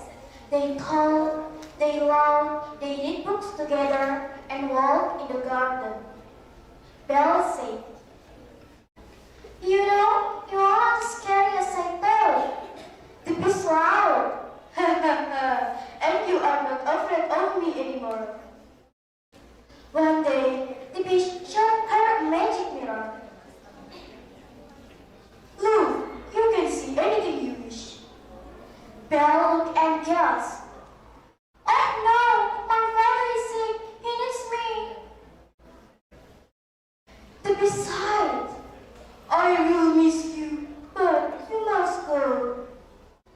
Belle looked him and said sorrowfully, "Thank you, beast. I promise I will come back." Belle went home and took care of her father. But every day, she missed the beast. An empty street, an empty house, a hole inside my heart. I'm all alone, the rooms are getting smaller. One night, Belle looked into the magic mirror thing. She saw the beast lying on the floor, weak and dying. "Oh no, he's dying! I must go to him!" Belle ran as fast as she got back to the castle. When she saw the beast, she cried,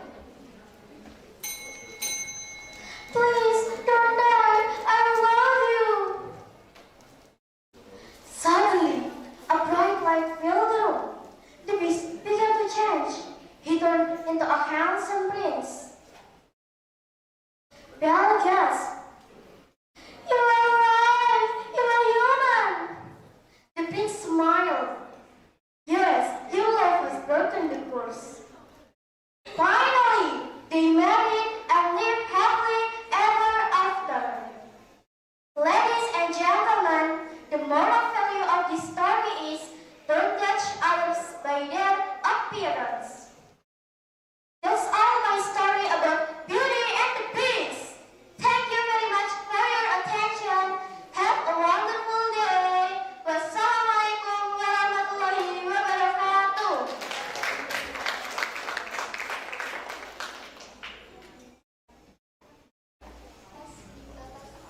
The contestants have 5 minutes 55 seconds. Next, we invite the contestant number 30 to get ready.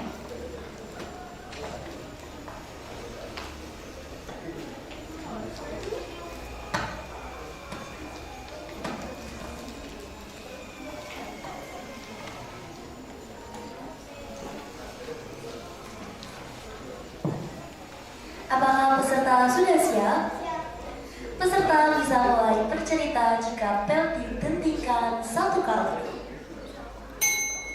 Assalamualaikum warahmatullahi wabarakatuh. Hello guys, let me introduce myself. My name is Saraya Tekrawanyani and today I want to tell you a story about Tambelina. Let's go! Once upon a time, there was a lonely woman who wished for a tiny little child. One day, she met a kind old fairy who gave her a magic seed. Thank you, dear fairy. I will play it right away. She planted the seed, and soon a beautiful flower grew. When the flower opened, inside sat a tiny little girl, no bigger than a thumb. Oh, how beautiful you are! I shall name you Tambelina. Tambelina lived happily in her cozy walnut shell bed. She sang sweetly, danced with butterflies, and played on lily pads. But one night, a big ugly toad hopped in and saw her. What a pretty little bride she will be for my son. The toad took Tambelina to a pond and placed her on the water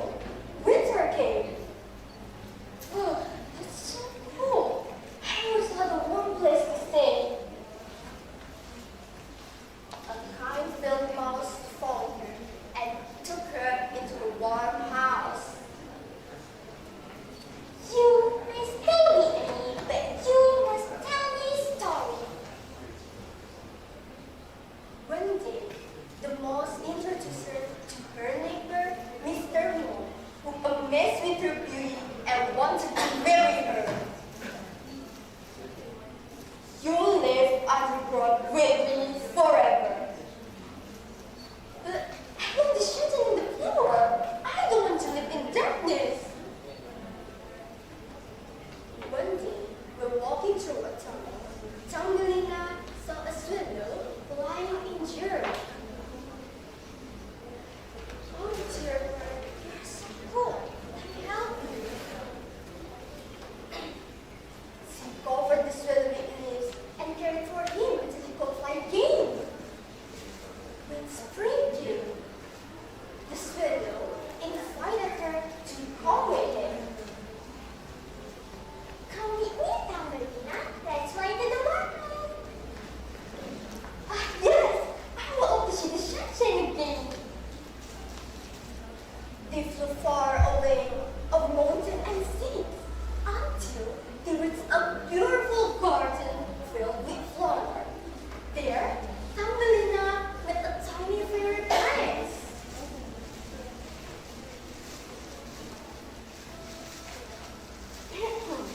You are lovely as a flower. Will you be my queen? Ah, yes! With all my heart. And so, the tiny fairy prince placed a crown made of pearl on her head. From that day on, Thumbelina became the fairy prince, living happily among the fairies, surrounded by sunshine, song, and love forever. Thank you for listening me. See you to the next story. Bye-bye. Wassalamualaikum warahmatullahi wabarakatuh.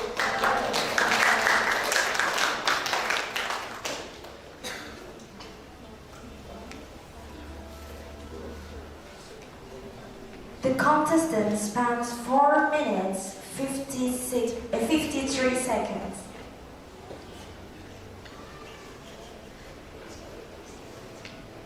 Next, we invite the contestant number 14 to get ready.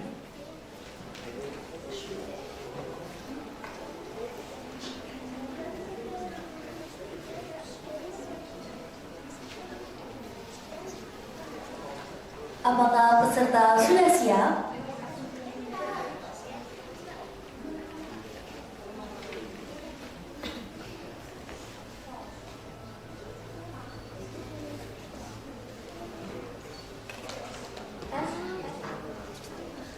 Sudah? Yes. Peserta bisa mulai bercerita ketika bel didentingkan 1 kali.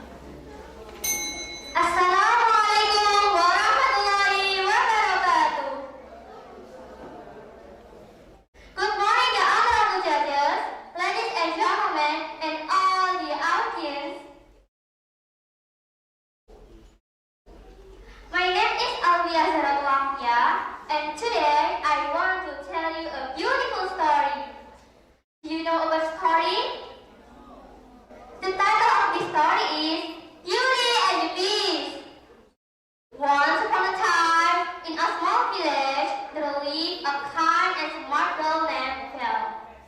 Belle loved reading books and dreaming about adventures. She lived with her father, a poor inventor, but they were very happy together. One day, her father went on a trip to sell his invention, but on his way home, he got lost in a dark, cold forest. It was raining hard, and he felt scared. Suddenly, he saw a big castle. He knocked and said, "Hello? Is anybody here?" The door opened by itself. Crack! Inside, he saw a talking candle, a clock, and a teapot.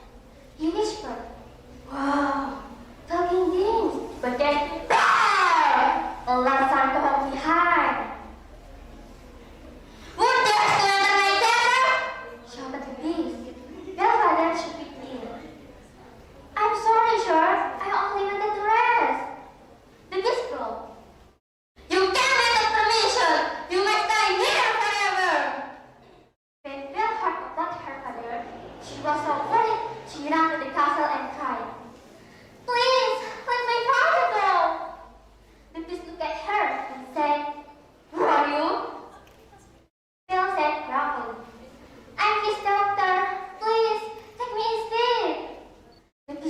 "Oh well," then said softly, "Very well, you must die as your father may for free." At first, Belle was scared.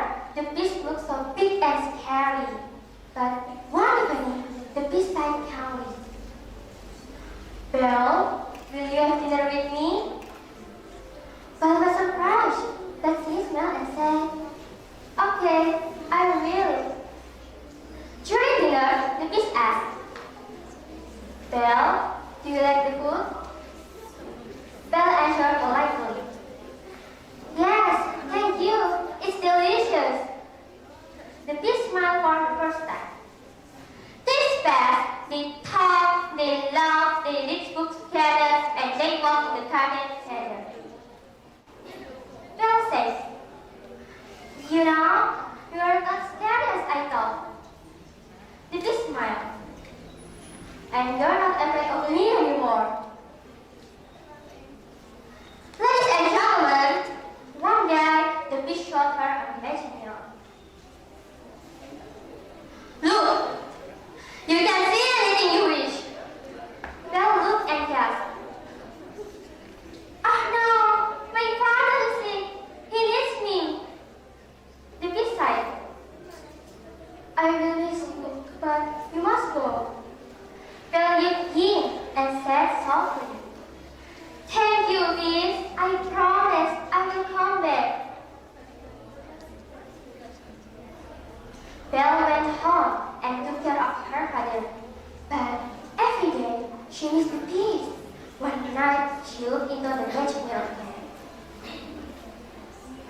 She saw the beast lying on the floor weak and dying. "Oh no, he's dying! I must go to him!" She ran as fast as she got back to the castle. When she saw the beast, she cried, "Please, don't die! I love you!" Suddenly, a bright light filled the room. The beast began to change. He turned into a handsome prince. Belle gasped, "You are alive! You are human!" The prince smiled. "Yes, your love has broken the course." Finally, they married and lived happily ever after. Ladies and gentlemen, the moral value of the story is don't judge others by their appearance. Okay, that's all my story about Beauty and the Beast. Thank you very much for your attention. Have a wonderful day. Wassalamualaikum warahmatullahi wabarakatuh.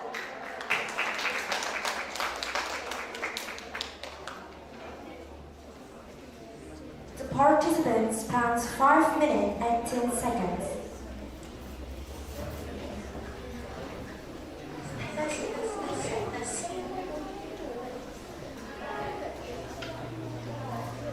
Next, we will invite the contestant number 15 to get ready. Apakah peserta sudah siap? I'm ready.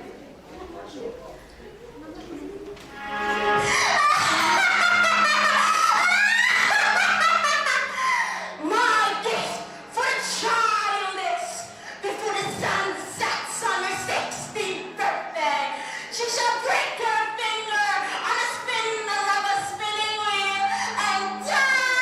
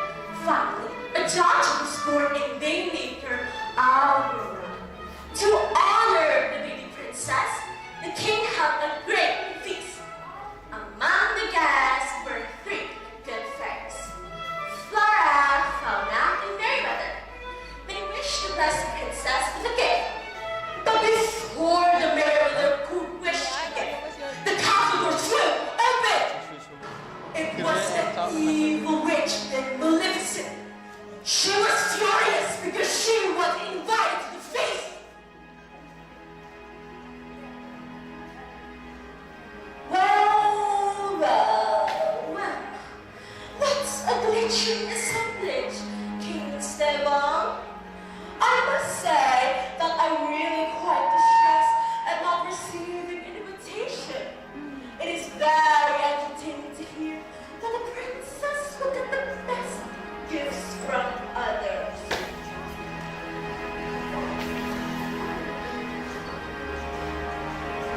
Maleficent! You are not invited! Listen!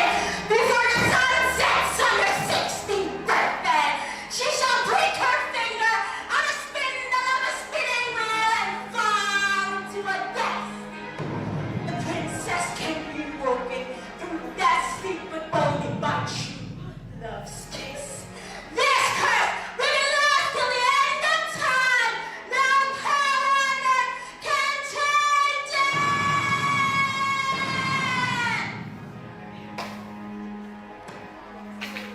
All right, ladies and gentlemen, King's never fear which is cursed. So the good fairies hatched a plan. They would take Aurora to live deep in the woods, safe from Maleficent. The king and the queen agreed with them. At last, the princess reached her 16th birthday. In a mossy glen, she danced and sang with her friends. A handsome boy came. When he heard Aurora singing, he jumped from his horse and reached out to take her hand. Aurora was startled. Back at the cottage, Aurora told the fairies that she had fallen in love. Then they told her that she was a royal princess. It was time for her to return home. Honest. Actually, the witch Maleficent knew that Aurora was to return home. So she became an old lady, and a spinning wheel suddenly appeared in the tiny room of the castle. Using her evil powers, she lured Aurora to the high tower in a tiny room. Then the princess sat down to spin. But the moment she touched the spindle, she fell to the floor in a deep slumber.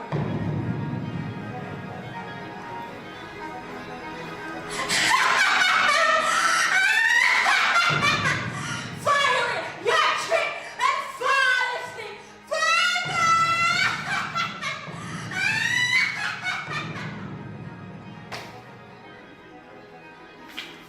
Now your tears were just ended. The witch captured the principal and chained him deep in a dungeon. The blood fairies melted the prince's chain and they armed him with a shield of virtue and a sword of truth. Then they sent him to the palace to awaken the princess. When the witch saw Prince Philip escaping, she was changed into a monstrous dragon starving. I will not let you go, Philip. You have no time to save and awaken your princess.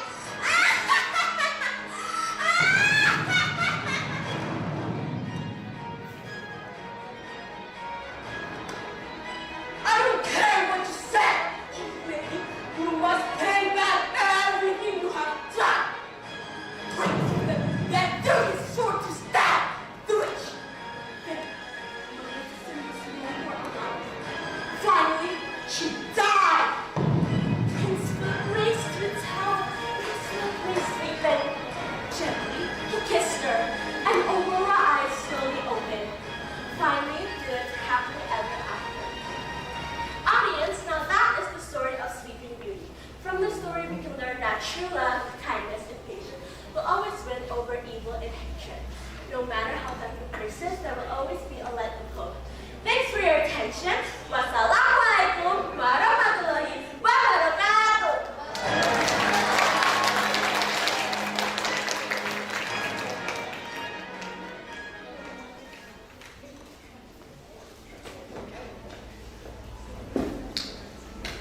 The participants found 6 minutes, 28 seconds. Next, we invite the contestant number 16 to get ready.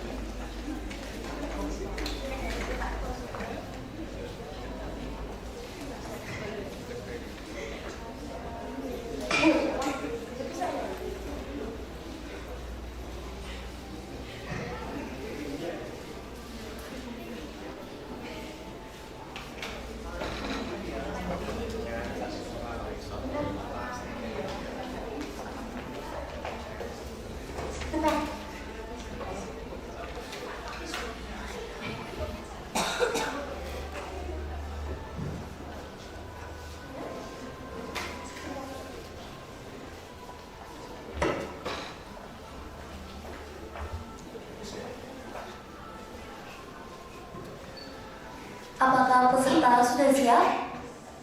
Peserta bisa mulai bercerita ketika bel didentingkan 1 kali. I know you, I love you once I dream. I know you, that look in your eyes is so familiar again. I know it's true that visions are seldom what I see. But if I know you, I know what you do. You left me apart, the melody was a part of me. Assalamualaikum warahmatullahi wabarakatuh. Hello there. Hello, the honorable judges. I am Naila Pertiwi. Today, we will tell you about the story of Sleeping Beauty. Before really acting and being the best, beautiful baby girl named Aurora.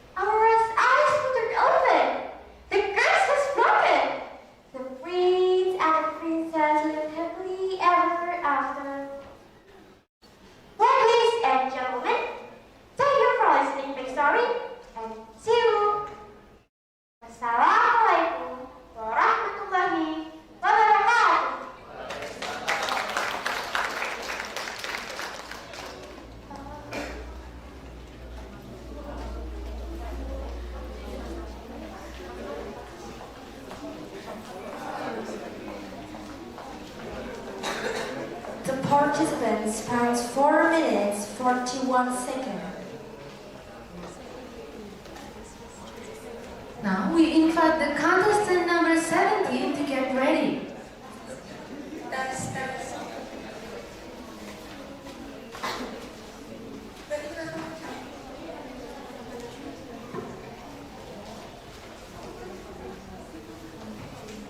Assalamualaikum warahmatullahi wabarakatuh. Hello everyone, good morning. Participant, the honorable judge, and the esteemed company teacher, and all the beloved storytelling participants. Now I want to tell you about the storytellers. The title is The Bond of Windover Turbine of the Bulan Spring. Have you ever been so hasty that you forgot an important page of advance? Yes, this is the storyteller from Magical Spring in Rembang, teaching us the danger of the hasty or krusa-krusu nature, and why a male turbine through this spring. This is now from of Sandang Bulus to the Bulan. Sunan Bonang is the wise teacher.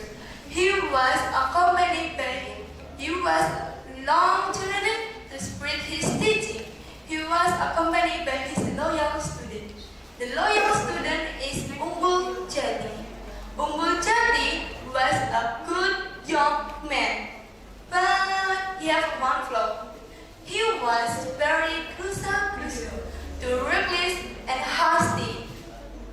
When they arrived at a dry, barren land, it's time for us prayer. They thirsty and they heat and they need water to undo ritual. Sunan Bonang said, Unggul Jati, go ahead and find a spring, but remember my message well. Don't not touch or drink the water before I attempt and we perform wudu together. Unggul Jati said, yes teacher, I will do it quickly. Unggul Jati searched for hours with no success until he was about to give in. Suddenly, in the middle of the thicket, he found a sandal or natural spring. The water was personally clear, cold, and glowing strongly, as if a water graduated a magical properties. Unggul Jati was overwhelmed with a joy. He forgot all his teacher afraid. He thirsty, and the heat made him impatient. Such beautiful water, he thought. Surely the teacher won't mind if I just dip it for a moment. Without a second thought, he loudly happy, soaking and drinking the water to his fill. He forgot all his protocol, bring water to Sunan Bonang Wundu. Sunan Bonang arrived. He saw Unggul Jati joyful soaking in the water. His teacher was deeply disappointed with the lack of student. Sunan Bonang said, how shameful a person is water who acts so hastily, like a child cannot control himself. Such a krusa-krusu action. Immediately, the spring water curdled. Unggul Jati's body began to strain, his skin harnessed, and his beautiful self. In a moment, Unggul Jati could no longer speak and walk like human. He carried but on the top of the sound of trickling water.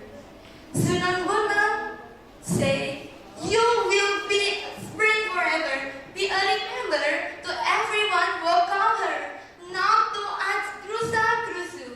You are the windower turbine of the Bulan Spring. The conclusion from this story is, to this day, spring as known is Sandang Bulus to the Bulan. Many people believe that the large male throbbing bird this spring is the cursed Unggul Jati. The message of these storytellers is that whenever we encounter something beautiful or tempting, we must remain patient and remember our destiny and progress, because hasty or grusa can change our destiny forever. That's all from me. Thank you for attention. See you next time. Wassalamualaikum warahmatullahi wabarakatuh.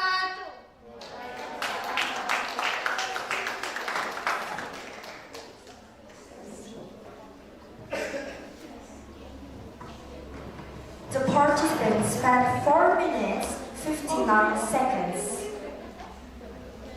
Yes.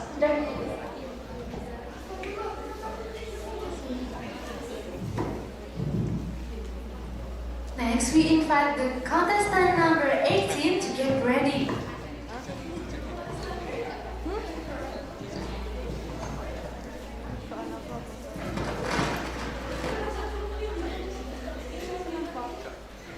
Apakah peserta sudah siap? Siap. Peserta bisa bercerita jika bel dihentikan 1 kali. Assalamualaikum warahmatullahi wabarakatuh. Hi everyone. My name is Nisha Yunia Nur Afifa, and I love telling stories. Today, I am super excited to share a story with you entitled Timur Mas. Are you ready? Let's begin! Once upon a time, in a small village in Central Java, there lived an old widow named Serini. She was kind, hardworking, and lived alone. Every day, she prayed to God for a child. But Serini, looking up to the sky and prayed, "Oh God, please, give me a child. I'm so lonely. I promise I will love and serve her with all my heart." One day, a giant named Butaijo appeared in front of her house and said, "Old woman, I can give you a child, but you must promise to give her back to me when she's 17. Was really afraid, but powerful replied, "Please, Butaijo, you can give me a child? All right, I promise." The giant gave her a handful of cucumber seeds. Serini planted in her garden. Weeks later, one of the cucumbers grew very big and golden in color. When she cut it open, she found a beautiful baby girl inside. She named her Timur Mas, which means golden cucumber. Serini, smiling with joy, said, "Oh, my beautiful child, I will call you Timur Mas." Years passed. Timur Mas grew into a beautiful and kind young woman. But one day, Butaijo came back and said, "But, old woman, where is Timur Mas? I came to take her as you promised." But Serini, terrified and replied, "Oh, please, Butaijo, give me a little more time." Butaijo replied, "Fine, in 2 days, I come back. You must give it to me." But Serena was so worried. That night, she went to see a holy hermit in the forest. Hermit gently said, magical items. Cucumber seeds, needles, salt, and shrimp paste. When the giant judges you, throw them one by one. Double up your ski. The next morning, Buta Ijo returned and saw Demon Mask run away. He rooted and charged her through the forest. Buta Ijo said, "Stop! You can escape from me!" Demon Mask painting. "Oh, please, help me, mother!"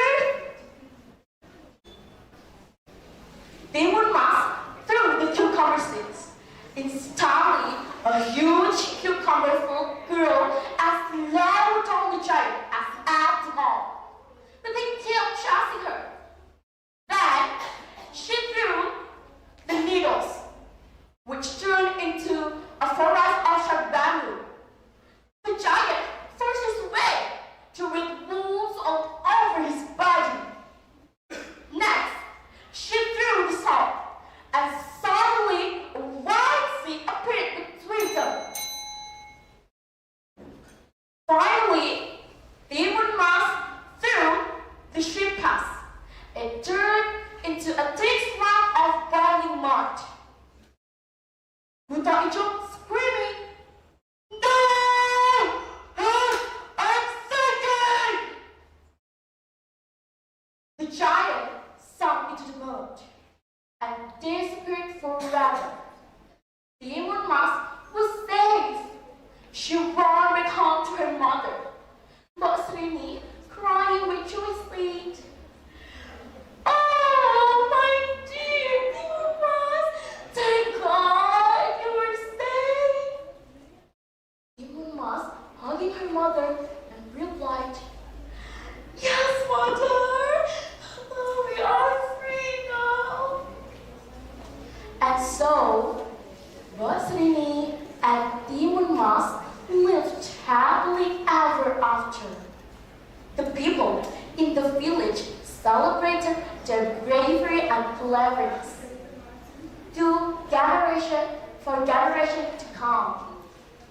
From this story, we can learn that courage, intelligence, and faith can overcome even the greatest danger. Thank you for listening. Wassalamualaikum warahmatullahi wabarakatuh.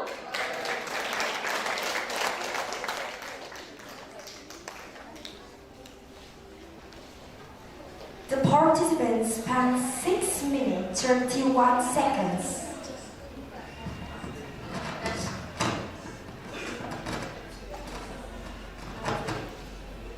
Next, we invite the contestant number 19 to get ready.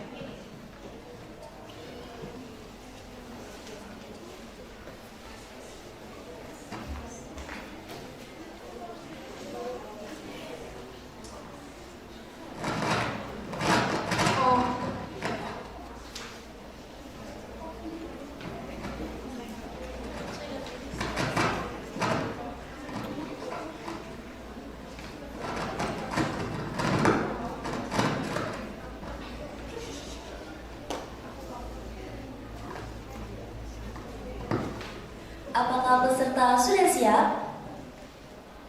Sudah?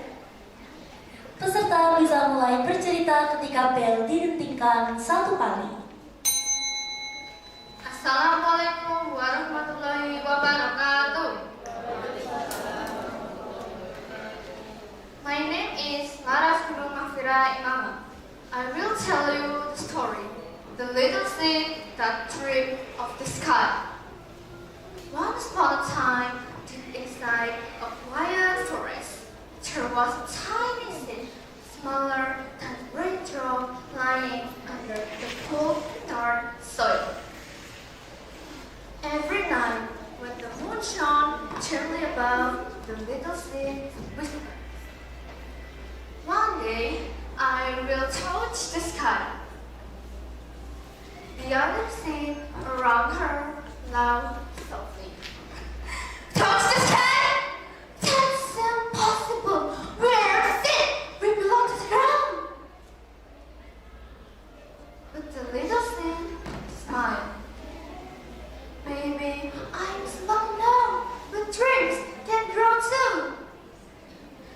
'Cause every night I lie in bed, the brightest color fill my head. A million dreams are keeping me awake. Days turn into week, the rain came, the earth, the little seed began to push through the soil. It was hard, it was dark. Sometimes she would give up. It's too heavy, maybe then right, she whispered. But then she remembered the moonlight and her dream. No, I must keep growing. And slowly, slowly, she broke to the ground. For the first time, she saw the light, the blue sky above her. Her heart filled with joy. It's funny how some these days makes everything seem small. I will rise, no matter how small I am. But life was not easy for the little sprout. The wind blew hard, the rain came again, stronger this time. Big tree around her cast long shadow, blocking the sunlight. You are too small, said the tall oak tree. You'll never reach the sky like us. The little plant trembled. Her leaves were torn, her roots hurt. But deep inside, she whispered, even if I'm small, even if I'm weak, I will keep growing. This is my fight song. Take back my life song. Through storm, through heat, through cool night, she never stopped.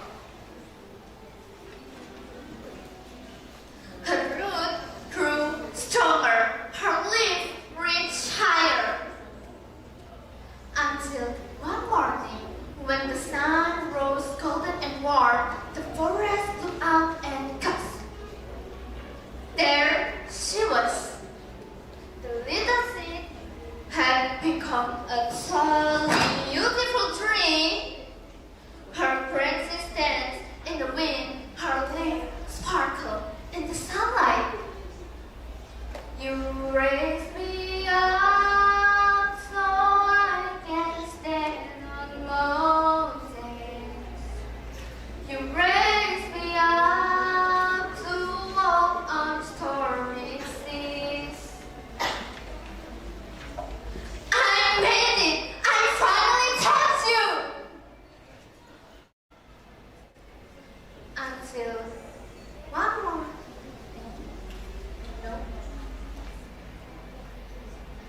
Every night when the moonlight touched her leaf, she told her story to the new seeds below. Don't be afraid to dream, even if you are small, even if no one's believing you. Your dream can grow if you never stop reaching for the sky. You can count on me like 1, 2, 3, I'll be there. And so the forest learned from a tiny seed that the size of your dream mattered more than the size of your beginning. Moral message: never stop dreaming, never stop growing, no matter how small you start. Thank you very much. Wassalamualaikum warahmatullahi wabarakatuh.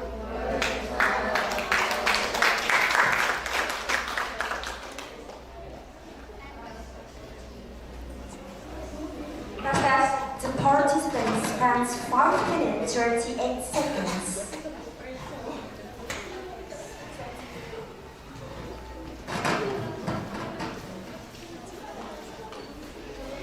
We will invite the contestant number 20 to get ready.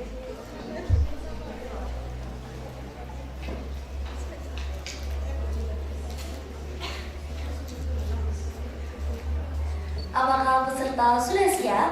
Siap? Peserta bisa bercerita ketika bel didetikkan 1 kali. Assalamualaikum warahmatullahi wabarakatuh.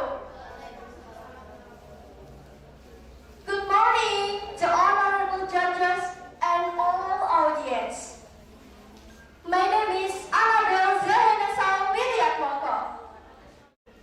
It's such a great day to share a story with you all.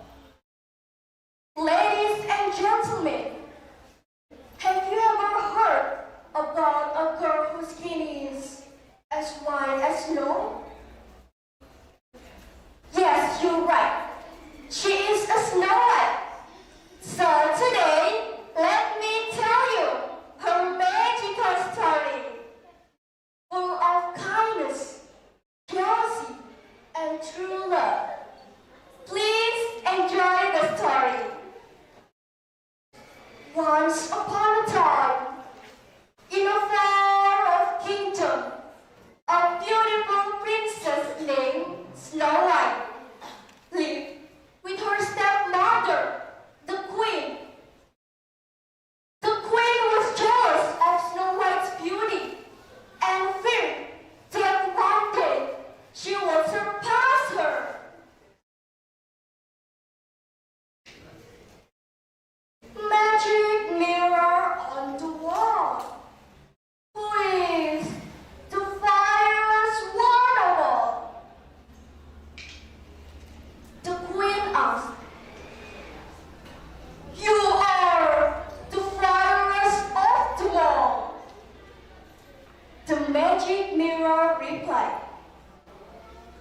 But I'm sorry.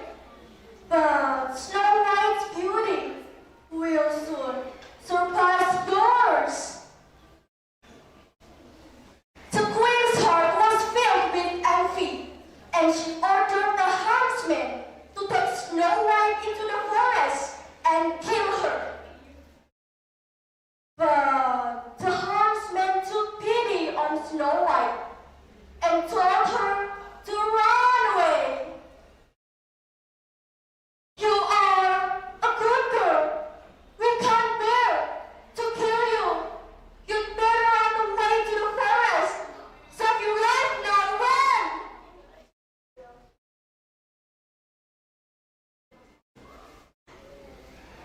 Snow White found herself lost in the forest, where she stumbled upon a small cottage belonging to 7 dwarfs. Dark, sleepy, happy, bashful, sneezy, dopey, and grumpy. They welcomed Snow White into their home, and she soon became like a sister to them. Hello! Welcome to our home, Snow White. Dog said. Don't worry, we'll protect you from the queen's wrath. But the queen discovered that Snow White was still alive and disguised herself as an old hag. She offered Snow White a poisoned apple, which put Snow White into a magical sleep. Twinkle, twinkle, little star, how I wonder what you are. Up above the world so high, like a diamond in the sky. Snow White was singing in the small cottage when an old hag came.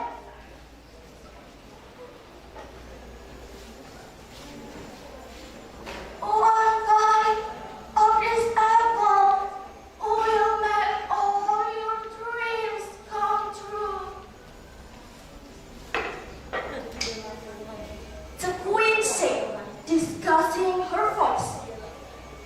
Snow White hesitated, but the queen's words were persuasive.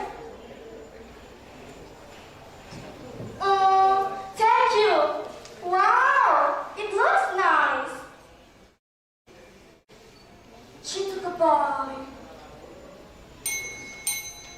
and soon fell into a deep sleep.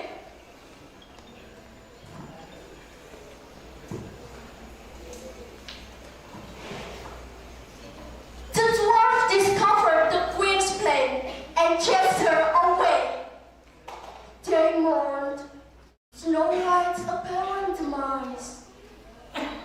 But just as all hope seemed lost, a handsome prince came to the cottage and fell in love with Snow White's beauty.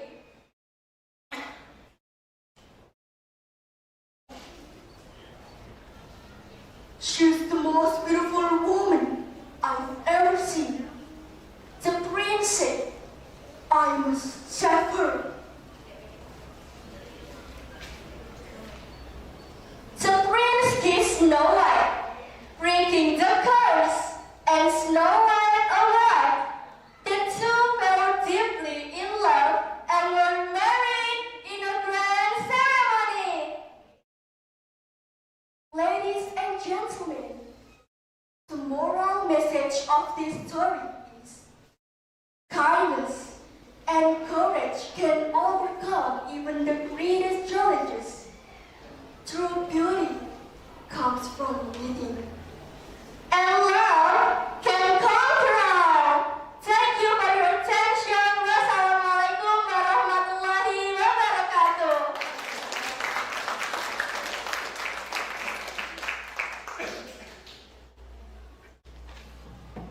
The participants found 6 minutes 38 seconds. Next, we will invite the last contestant, contestant number 21, to get ready.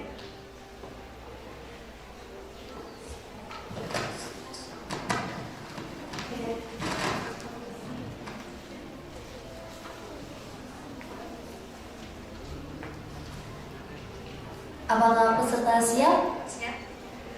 Peserta bisa bercerita ketika bel didendingkan 1 kali. Assalamualaikum warahmatullahi wabarakatuh. Hello everyone. Good morning. Previously to this honorable judge, the esteemed accompanying teacher, and now the participants. First, I want to introduce myself. My name is Siti Sania Amrina Rosyada, and today I want to tell you about the fairy tale. The title is Dampo Awang and the Curse of the Golden Anchor. Listen closely, for we are setting sail to the coast of Rembang, where the ocean has a tale of arrogance, a magnificent ship, and an anchor that was more than just iron. This is the story of Dampo Awang and the curse of the golden anchor. A long time ago, Rembang was a bustling port. From the east came a phenomenally wealthy person named Dampo Awang. His ship? Oh, no ordinary vessel. It was called the Red Dragon ship, made of the finest sandalwood and rugged with silk from China. The ship's power came from one item, a magical golden anchor. This golden anchor glowed at night and was enchanted to ensure the Awang ship would never sink, no matter how terrible the storm. The Awang became terribly arrogant. He refused to share his wealth, and worst of all, he was disrespectful and dishonored his own poor mother. During that era, a reverend saint, Sunan Bonang, resided in Rembang. Sunan Bonang possessed extraordinary karma, spiritual power. One day, Dampo Awang, the dragon ship doubled. Luckily, Dampo Awang confronted Sunan Bonang. Dampo Awang said, "You old man, why do you spread your simple teaching here? Look at my gold, my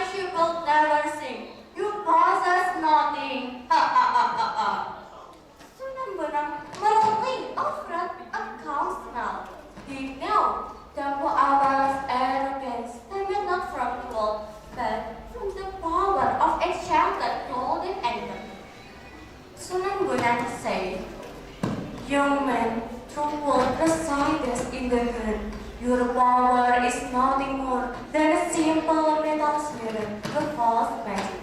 Look down. Dampo Awang's cover is missing the sign. Sunan Bonang closes his eyes and raises his staff. He attacked not with a weapon, but with sacred prayer and spiritual power. Sudden strong wind, whoosh. Whoever disrespects their mother and relies on fleeting magic, Sunan Bonang intoned. May that golden anger refer to its form, and may his soul become a lesson for the entire class.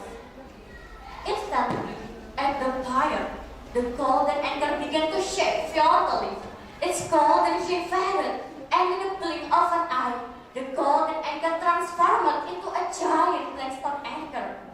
The massive stone anchor pursued the hull of the now fragile dragon ship and broke off, sinking to the seabed. Dampo Awang ship lost its protection.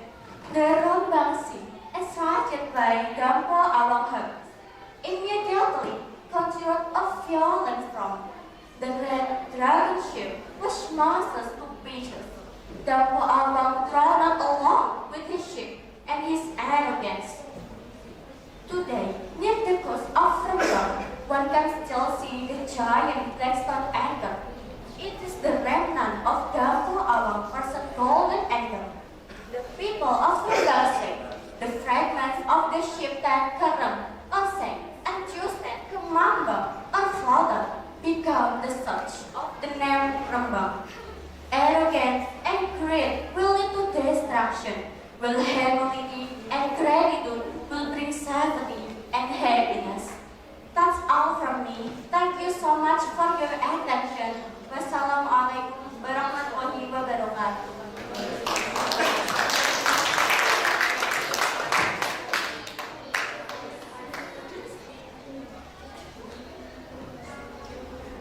The participants spans 4 minutes 53 seconds.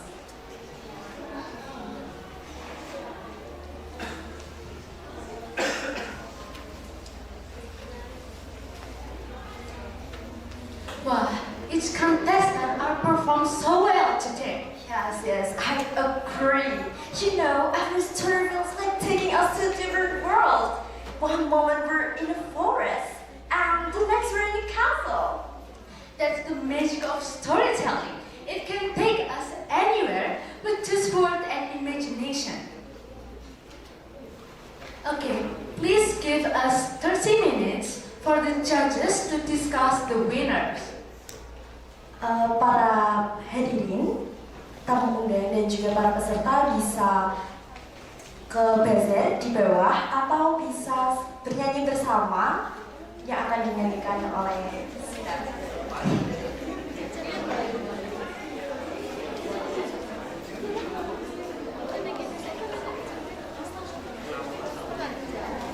Untuk para peserta dan pendamping dipersilakan.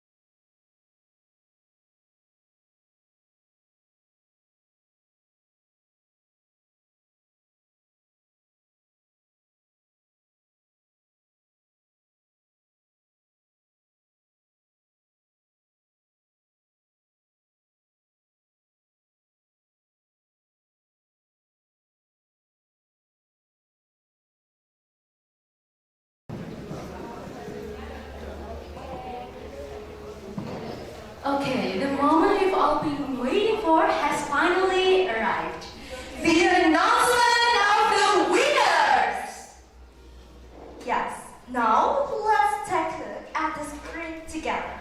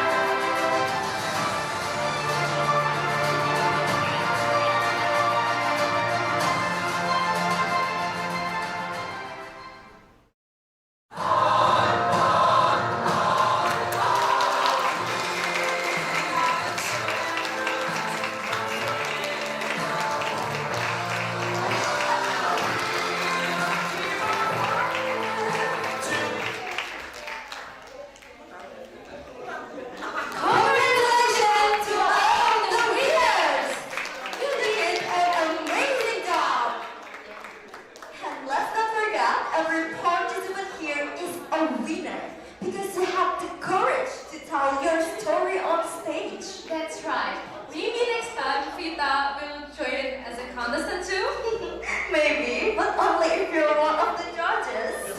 For the winner, please don't forget, You are invited to be present on the peak ceremony on 17 November next Monday to receive your prize and certificate.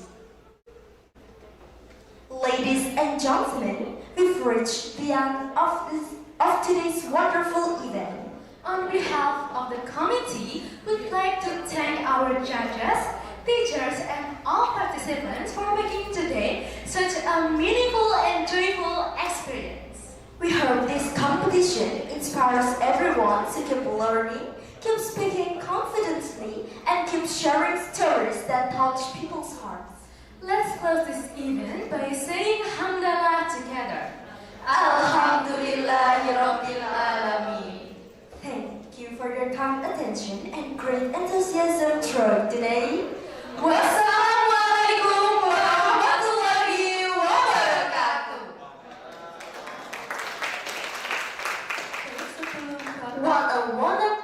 Sebelum Bapak Ibu pendamping dan peserta meninggalkan ruang pertemuan, bisa maju ke depan untuk sesi foto bersama.